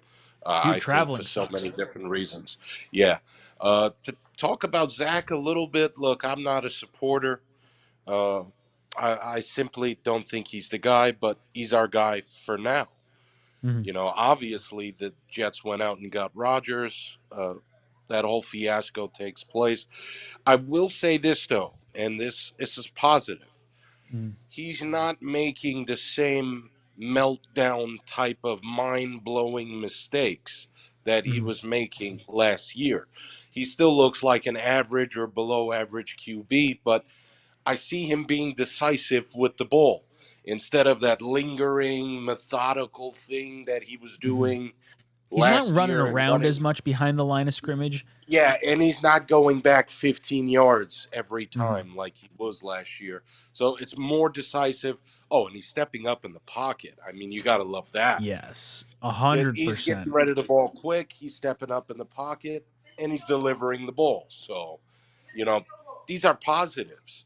This the same team last year that was 7-4, and you know, everyone was crowning us as, oh, we're going to break the streak this year and make it to the postseason. They got to keep grinding out these ugly wins. They got to play defense. They got to keep running the ball, and hopefully, we can just continue to see Zach improve little by little by little. And you don't know. The playoffs is a real possibility for this team. Dude, I think anything's possible. You look at the tail end of this schedule, you look at how much depth we have on this team. If the quarterback can at least figure it a little bit out, 70% completion percentage. I'll take 70% every friggin' week. You can do that to me. Jets are getting into the playoffs. Sonny, thank you so much for the call. You've been ejected from the cockpit. All right, I got Joe, then Dave, then Franco, then Afram. Joe, welcome to the cockpit. How you doing tonight, brother? Joe, don't do this to me. Don't do it to me. He's always so good. You're an Atlanta Jet fan. Going once. Oh, I get to hit the cool button. Going twice. Joe. That's it. You're out of here. Oh, I love it. I love it. Dave, welcome to the cockpit. Big Ryan, how's it going, my man? Dude, I'm hanging in there. I'm feeling like pretty decent, all things considered. Even with the AVT injury, I don't feel like all hope is lost. That was rough, but I'm pissed off, and I'll tell you why I'm pissed off. Let's hear it. Because when I talked to you before the season and this Sean Payton guy, remember I said we gonna put a 60 burger on that guy? Oh, Remember dude, that? I wanted it. Yeah. We had it. Yeah. We left And we 0 only for put it, 5 in the red zone. That's 20 points, and we missed. and We didn't get the that's the field goal before half. We got the interception at the end of the game. That's 26 that's the points. 26 points. dude, That's that field goal 57. before half, that field goal before half, and the incompetence of that, and as well as the 0 touchdowns in the red zone, it's a serious problem. It pisses me off, okay, that whenever we're in the red zone, it feels like such a struggle. It's like, dude, why can't we just operate like some of these other teams and get some better play calling going over there? You know what I mean? And 100%. and I Like, it really seems like offense is easy to play everywhere except the New York Jets. exactly. And we can't imagine us trying to do the tush push. Impossible for a team like us. And No, there's no way we could figure that out. And dude, like, yeah, we put. I was actually thinking of going to that game. I ended up not going, but like this Sean Payton guy is a clown, dude. Seriously, he's a joke, dude. And Did you see I his wanted press to hang conference at afterwards? least. Yeah, he tried to shove it off like I already addressed that. Like, no, I no, already you didn't talked about address it. that. It clearly Like, doesn't mean anything right now, even though I got my, self-destroyed by the Let- Jets. let me tell you something. I know my time's running out. Let me tell you something. This clown, okay, he's 1-4. When last year Hackett, I believe, was 2-3. So Hackett's agree, doing yes. better. Hackett did a better job thus far than that guy. And I love seeing him chew out Russell Wilson and then him dismissing him and all that. But yeah, man. And then Gibson dropping those 2 punts or whatever, that was Dude. problematic. That can't happen, right? Well, what sucks is That's we saw a little bit of that in like preseason and a little bit of that in training camp too. He's got a little bit of the dropsies. And I hope he can figure it out because he's lightning quick.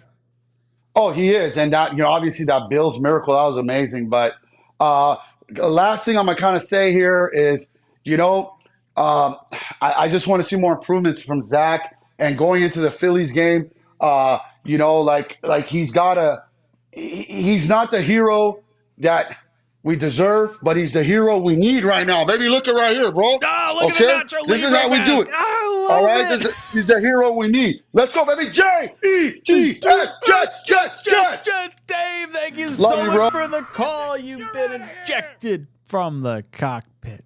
That was a good call. I like the mask. That was fun. I wish you guys could see it. I don't show the callers on here, but I get to see them. So it is pretty funny. We got Franco joining the show. Franco, how you doing tonight, brother? I'm good, Ryan. How are you? How's the fam? I'm hanging in there. I'm feeling good going into the back half of the schedule. A little nervous about the offensive line. How are you feeling after yesterday's win? Before I start, did someone really say Colin Kaepernick? Are they serious right now? Oh, dude, he's been out of the league for 7 years. Like, I get the love for him and like the hope. He's been to a Super Bowl, but dude, 7 years, not happening. Not happening. The guy, I'd rather have that than Zach Wilson. Like, are you nuts? The guy. Well, honestly, it's like it would be kind of like a Tebow-esque situation where like the media attention that it would bring, like regardless of if you think Kaepernick might be a slight upgrade over Wilson, like the media whirlwind would be such a negative impact. I feel like that it would wipe out the positive ramifications of whatever a signing would be, which I still think would be minimal given he's been out of the league for so long. Oh, absolutely. But I'm feeling good. The game was good. It was sloppy. The refs are killing us. I mean, that face mask, insane. How do you not call the that? hands to the face on the first? You're talking the first drive. It was like the first sack we got. I'm sitting there watching. I was like, what is it? 650 days now, I think, is what we're on. 650 days since the last Jets roughing the passer call. They will not call it. It's bad. You watch the games, like the real fans that sit there and actually watch the game. You see it. I mean, I get it. Sometimes, there's hold on every play. Sure. But to sit blatantly see a hold, blatantly see a face mask and not call it, it's like, really? Like, I don't understand why that's not a reviewable call. Like, that is clear as day. Like, okay, his hand is on the helmet of Zach Wilson as Zach is trying to throw the ball. Like that should be reviewable. I'm sorry. If you can call it on the field, you should be able to call it like after the play's done. I agree.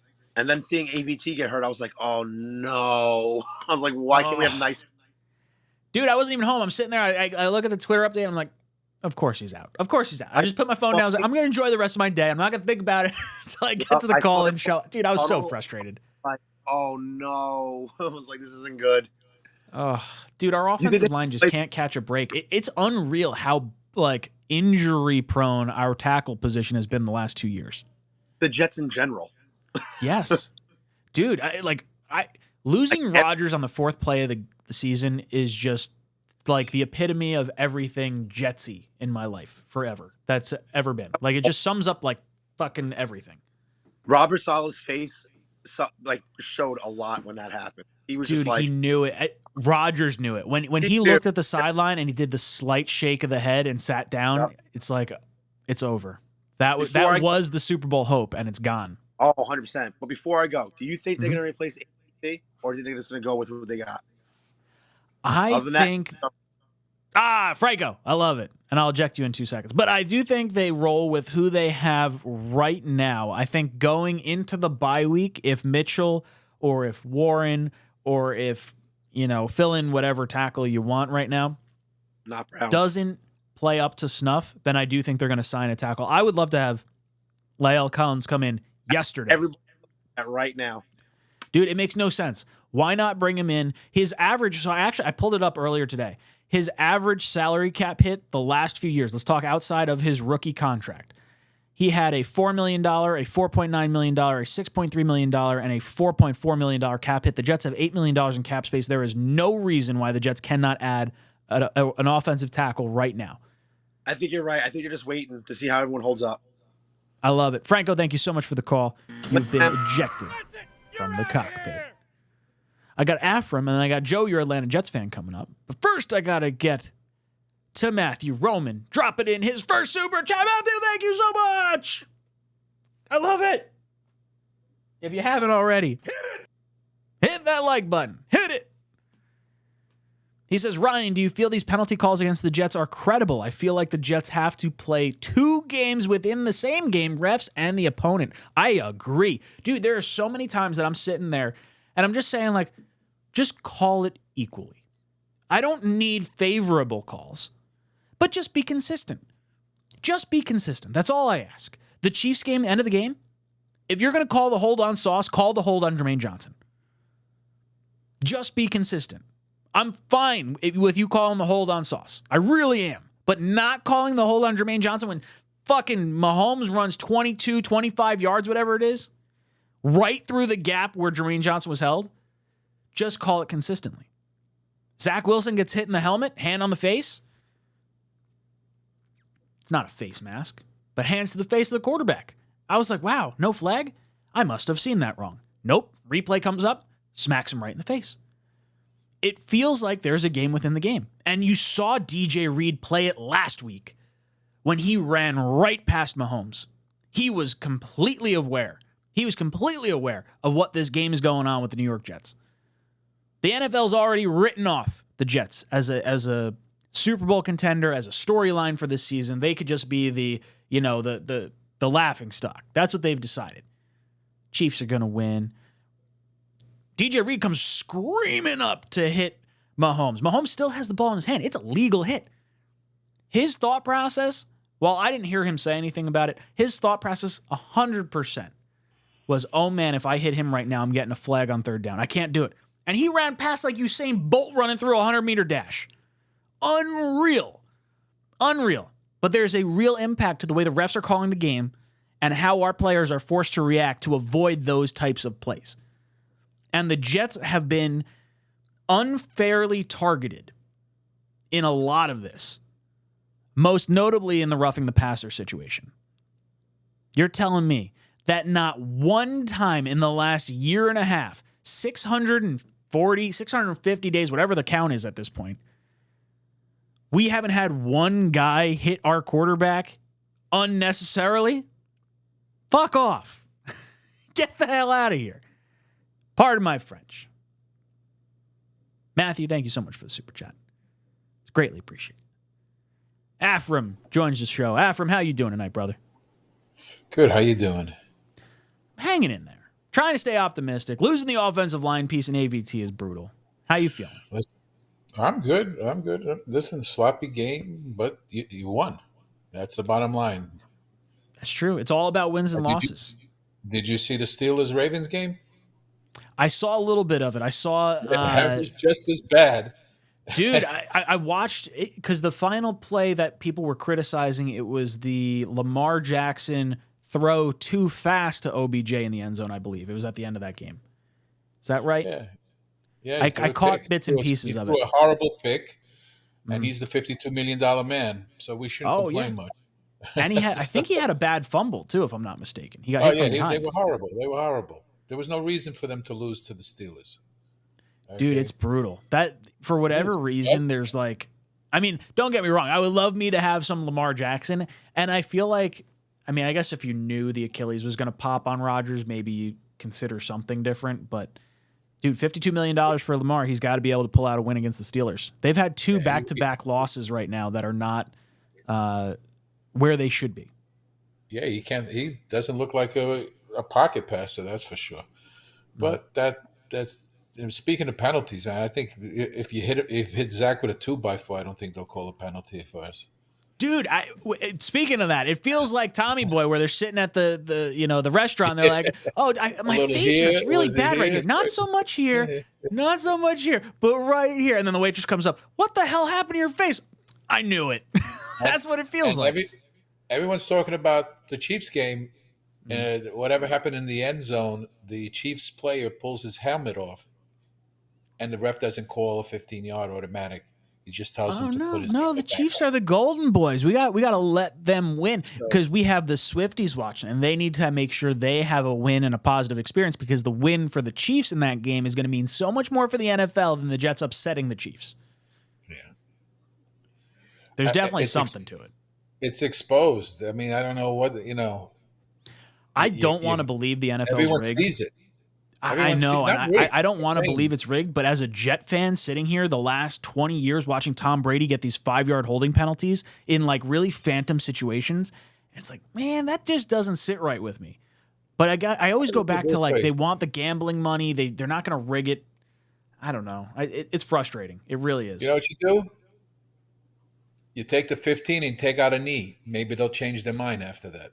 Ooh, I like it. A little bounty gate action. Yeah, why not? gun for some lower body. But hopefully they'll play well this Sunday, and they make the adjustments a little earlier than they have, and hopefully fingers crossed. I want to be a second half team in the first half of the game. Finally, Afram, thank you so much for the call. You've been ejected from the cockpit. All right, we got Joe, your Atlanta Jets fan. Let's try this again, Joe. Come on. Hello. There we go. Yahtzee. What's up, Joe? How you doing? Hey, what's going on, man? I'm happy. I'm in a happy medium spot. Just watched the Breeze just win a shocker. There you go. There you go. I haven't been watching baseball. I got the Monday Night Football game on right now. Packers are kicking off to start the second half. Yeah, I wasn't gonna waste my time watching that. Anyway, I hear you. Yeah, but let's talk about how Zach Wilson was the best quarterback on the field 2 weeks in a row. Like, let's talk about that. That's an interesting way to put it. I mean, I wouldn't. It's funny. I wouldn't have considered him the best quarterback yesterday, but he definitely was. And like 0 for 5 in the red zone. There's things to clean up, but I'll take it. But you know what that is? That's our defense making him look that great. That's true. That's true. I mean, our defense is filthy. Without the defense, I mean, talk about it. You got 3 points from the Jets went 3 and out, right? And even if you disagree with the false start or whatever, you still go 3 and out. You get the fumble on the special teams. That gets you the field goal. That's 3 points gifted to you. You didn't get 3 points at the end of the half. You threw the interception at the end. That's 3 points at the end of the game that you could have had if you didn't throw the interception. And you went over 5. So there's an extra 20 points left on the board. Plus all the other points that you got. Wild. And plus Russell Wilson had 66 yards in passing all the way up to the fourth quarter. But dude, if y'all wild. ever noticed, I don't know how long people have been Jets fans, but this is how we always won. This is Jets football. This is the culture. Our defense play lights out. We have average quarterback play. We win games like that. That's how it was. Mark Sanchez. That's how we won with Mark Sanchez. We Well, don't I need feel Zach like Wilson to good put up. teams win close games, and it's nice to see the Jets pulling out these wins, pulling out this win, and then gutting out the Bills win. But I felt like we were in the Chiefs game, we were in the New England game. It's just a matter of can the quarterback play up to snuff? And what do you think? Do you think do we got the right guy for the rest of the season? Yep, I think so. I think if we played that way if the play call was that way against the Patriots, that's a W for us. It's the I play. feel like the It comes play down to the calling's play gotten better calling. the last Zach 2 Wilson's weeks. only going. Yes, Zach Wilson's only going to perform the plays that Hackett calls. Like he's not going to go outside the box. He's not going to check down. So he's not a respected quarterback to check out of it or none of that. Whatever Hackett called, that's what he's going to do. It does feel like they give him 2 plays and he's allowed to change it within certain reasons, because we have seen the bad side of things where it's like, wow, he checked it into a run to the right. That's really weird. But then he's also had the game with the catch with Garrett where he's like, hey, Hackett told me to run it. I saw Garrett was one-on-one. I threw it to him and Garrett made a crazy catch and got the touchdown. So I like it, but it feels like the offense is being built more around Zach now than what we saw the last few weeks. Right. One last thing. Fuck Tiki Barber. I love it. Joe, you've been ejected from the cockpit. We got Joe from Florida joining the show. Joe, how you doing tonight? Hey, Ryan, how you doing, man? Dude, I'm hanging in there. I'm optimistic for the rest of the season. Zach has given me a little bit more hope. I'm hoping it's not false hope. How are you feeling about our prospects the rest of the way out here? Same, actually. Very optimistic, especially now after the last 2 weeks. I was very critical after weeks 2 and week 3 about how everything was looking, but 100%, me too. I'm enjoying what I'm seeing the last 2 weeks. Kansas City, we got absolutely robbed. We could pull some Looney Tune shit out there, and we still won't get a damn call. Dude, it's pathetic. Unreal. It's horrible. There's no excuse for it other than the fact that they just don't like us. I can't come up with anything else at this point. But I'm optimistic for the second half of the season. The schedule lightening up a little bit. I think if we can keep playing and just play to Zach's strengths, and it'd be nice if they actually involve McCole Hardman. What's going on with this man? How is he a healthy scratch? Are they trying to trade him? What was the point of even signing him at this point? Dude, very weird. I mean, maybe they're happy with how Gibson has performed, and they'd rather develop him than a 1-year rental in Hardman. But Hardman's got such lethal speed. At least use him as a distraction. That's the only thing I can think of is that they like Gibson so much they feel like they can bench Hardman. Yeah, I mean, I think we need to put every weapon we can out there in the field, especially against the Eagles, who we've never beaten. Were we 0-12 against them? Franchise history. They're 5-0. I would love to give them their first loss. But Dude, we need it would every be weapon nice. we can I feel out like we there. can be a trap game for them. They could be like, oh, it's the lowly Jets. Hopefully the Jets can catch them sleeping. I definitely think so. That would be amazing to see, especially with the history and everything like that. I'm very happy to see the team coming around. I'm hoping that the game next month. I'm coming up actually for the group ticket game. Yeah. So I'm looking forward to that, man. Coming up from Florida I'm pumped. It's gonna be great.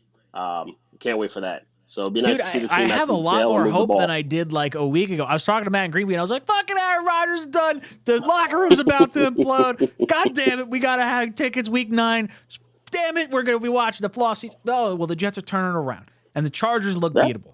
And the Jets they definitely look do. like a good fucking football team if the quarterback can figure it out. I'm feeling a lot more confident than I was 2 weeks ago. Yeah, same here. I was talking with some people earlier just about how bad the Patriots have been looking, and it's just astounding that we lost to that crap team. Oh, they can't put up 3 points in 2 games, and we lost to them. Yeah, dude. Well, that's the thing. I feel like we shouldn't have, and that's the part that does concern me a little bit. Is are the Jets going to play down to the level of their competition? Because that's kind of what it felt like after playing really well against the Chiefs. Then you play down against the Broncos. I'm kind of washing it out of my head saying they got 3 defensive starters back. The Jets left a bunch of points out on the field, and they really did. Over 5 in the red zone, plus the 2 field goals that didn't get to happen. There's a lot of stuff left out there for the New York Jets. A lot of meat on the bone. Joe, I can't wait to meet you. Big time. I'm excited. Same, buddy. Can't wait. Boom! Let's go Jets. You've been ejected from the cockpit. We've got Thomas joining the show. Thomas, how you doing tonight, brother? I'm doing okay. Still sad about our Jets. So many lofty expectations just dashed. Dude, for like a month going into this, my wife has been like, Ryan, why are you down the dumps? I was like, I've had things stolen from me. This is not fair. I don't understand it. And now I'm feeling a little bit better than where I was just 2 weeks ago. A little better, I guess. I mean, I've called him I've come to before. terms with it. Maybe this is the acceptance part of grieving. Yeah, I've called him before. I'm highly critical of Zach. I still don't think he's the answer. I still don't think he's ever going to progress beyond what the best moments we've seen of him. I just don't. I met right after we drafted Sanchez. I met him. I said, man, I shook his hand. I said, I'm 6'3", and this guy's like tiny. How's he ever going to live in this NFL? And but I'm calling in. I just want to say, there are some positives. I mean, we played a crappy team. Let's face it. The Broncos are a crappy team. 1-3, 1-4 now. I mean, they're nothing to test ourselves against. It's not a true test, but there are some positives. I mean, our defense played lights out with a lot of injuries. I missed the game. I couldn't see it, but didn't Sauce go out for a bit? Sauce got knocked down for a little bit. He kind of got like a weird shot to the leg, and then he was on the bike. I don't know when that had to be late third, maybe, and he came back like middle of the fourth. I'm trying to remember exactly when it happened, but he did. He looks all right. Everything looks fine. It wasn't like a major injury more than it was like a weird ow. Yeah, I just watched the highlights. Unfortunately, I was super busy. I've been super busy. I couldn't even read anything about him. But Did you watch the every throw video and the every touch? I haven't had the time, man. I usually try to watch all those videos. I love your content. I love it. But yeah, I'm just no, you have great content, and that's why I called in tonight, because I want to support you, have your content grow, because I'm sick of I all the appreciate just that. mouthpiece crap that's fed the average fan, and Dude, you have things, you have a ESPN different is slant. brutal. Like talk radio for the most part is like unbearable. They just like Yeah. push negative narratives down our throat all the time. I'm here to find positives, but then I'll be doom and gloom at times too. So I really can't ride my high horse too much. Our secondary played great, even though they were knocked up. And man, I'm just, I'm optimistic too. Again, I don't think Zach is the answer. I mean, he has some terrible stats still, even despite the last game. We'll see the rest of the season. I mean, I hate the guy, honestly, but I want him to play well. Sure. I had a graphic prepared and I didn't actually finish making it because I was like, I don't want to be too doom and gloomy right now, because I like Zach for the last 2 weeks right now. But Zach's statistics on the season when compared to other quarterbacks, I don't know if he's top 25 in any statistical category. So really not great. And he's definitely like 30 or below in a few. But that does factor in, some pretty poor weeks for Dallas, for New England, for even Buffalo. I mean, obviously he had the touchdown, but the last 2 weeks are looking up. So the needle's trending up right now. Maybe this week was a plateau. You put us Big against test against Dallas Philly. again, we probably lose, and they just got destroyed by the 49ers. I mean, people were they're a picking good us match. against the 49ers. That's what we were before the hoping for, season. right? And Dallas got dismantled. But we got that. We have the hope, right? Because the Jets beat the Bills, the Bills beat the Dolphins beat the Patriots beat us. So it's that weird cyclical, ever fulfilling prophecy that one team can win on any given Sunday. And I believe it. Well, the Jets got to play up to the level of too. their talent, not down to the level of their competitor. Thomas. Teams within divisions always. Boom! I cut him off mid-sentence. Sorry, Thomas. I got excited. Randy's upset with you, though. He says, stop hating on our quarterback. This is why we can't win. Randy, I love the support. But the Jets losing because fans are speaking their mind, not really the case. But we got to put the good energy out into the ether. Green Bean says it all the time. Put that good energy out there. We heard Rodgers say it. Manifest it. We got Lassell joining the show. Lassell, how you doing tonight, brother? I'm doing great. I'm doing good. How about you? I'm hanging in there. I'm feeling good about our Jets, at least a little bit right now compared to where I was just a few weeks ago. I'm feeling better. I'm feeling better about the Jets. We did beat the Broncos. I don't want to say all bad about it's the Broncos. Like we're supposed to win this game. We're supposed to win. If This we is want a to be the best checkbox, team, right? It's yeah, not a thing to wave your flag about. It's yeah, okay. Here's a check mark. yeah. Because I go on the AFC East roundtable every day, every Wednesday, and one thing Oh, dude, you got to come on Monday. would say. Richie and I are there. You got to support us. Oh no, I was awesome LA. I was awesome LA. Like Oh, I okay. did the donos. Yeah. So I was there. I was literally telling Master at work on the thing, like, because you know that Khalib has said he gets more money from going back to college than being in the NFL. Dude, do you think he would actually go to the Patriots, or you think he would like say, screw that, I'm going back to school? I feel like you got to go into the NFL. Like, you can't just punt on a season for NIL money. Like, are you making that much money off the NIL? Yeah. Maybe the top guys are. He definitely is, because he's because not only that, he's a Heisman winner, now close to being getting another Heisman winner. Dude, he's unreal. And yeah, he's so good. And the thing is about the whole situation is the teams have to persuade him to go into on their team, not the other way around. That's why I was trying to say to Matt at work, you got to persuade him. Interesting. It's kind of like the Peyton Manning year, right? Like, Peyton wanted to make sure he was number one, and Jets weren't going to commit to number one at the time, so Peyton went back to school. Yeah. Man, I would love to see that happen to the Patriots. Like, Caleb goes back. They're all like, screw that. I don't want to play for that square Belichick. Yeah, no, that's the thing. It's like because if you saw, I sent a thing at Twitter, because he said the team where he wanted to go to is the Dallas Cowboys, the Giants, what was it, the Bengals, I think. But you see all those teams are either competitors or teams that have so much hype around them that he knows he'll get the money. He knows that he'll get the eyes on him. So that's why I'm like, why would he go to the Patriots? They're on the downturn. So, and that's the thing. You got to persuade him. Do a big thing. Get a big player. Get Deontay Adams. Get all these. Because if you don't, then what makes him be like, oh yeah, I want to go on this team? I'll definitely get out of college. Dude, I hope he doesn't want to play for New England, because I'd love nothing more than to beat New England and then have them like have a shot at a generational quarterback, and they're like, nah, fuck this team. I don't want to go to New England. I'm going back to college. That would warm my heart personally. But there's part of me that hopes they win a few games, so that way they're out of reach of any of the good quarterbacks, and they're sitting in like that 8 to 12 range, and other teams are going in front of them getting the quarterbacks. I don't want to see them. I want them in purgatory for a little bit. They deserve it after 20 years of success. Laisel, thank you so much for the call. Been ejected from the cockpit. Boys and girls, that was a pretty successful call-in show, if I do say so myself. Got a whole lot of people calling in. Always enjoy it. I look forward to it every Sunday. Every Monday. Very much look forward to it. Boys and girls, if you want to support the stream, first and foremost, hit the like button, hit the subscribe button. Doesn't cost you a nickel.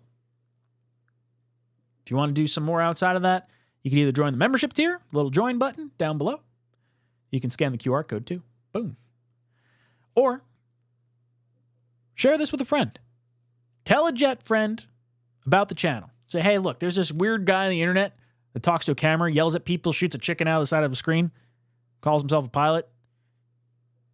He's worth watching. Or you can support the sponsors of the channel. Promo code JETS247 gets you a 100% deposit match up to $100. I've had a lot of fun playing with it. I'm going to keep doing it. Even if they weren't sponsoring the channel, I would keep playing with it. But don't tell them that, because I want them to keep sponsoring. I very much enjoy the games and the contests that I've participated in over there. Boys and girls, I'll be here tomorrow on the Talkin' Jets channel with O'Leary and Greenbean talking Jets. I'm looking forward to seeing you guys over there. Make sure you represent over on the AFC East Roundtable with myself and Richie, 6 o'clock Mondays. This is Jets Talk signing off. JETS.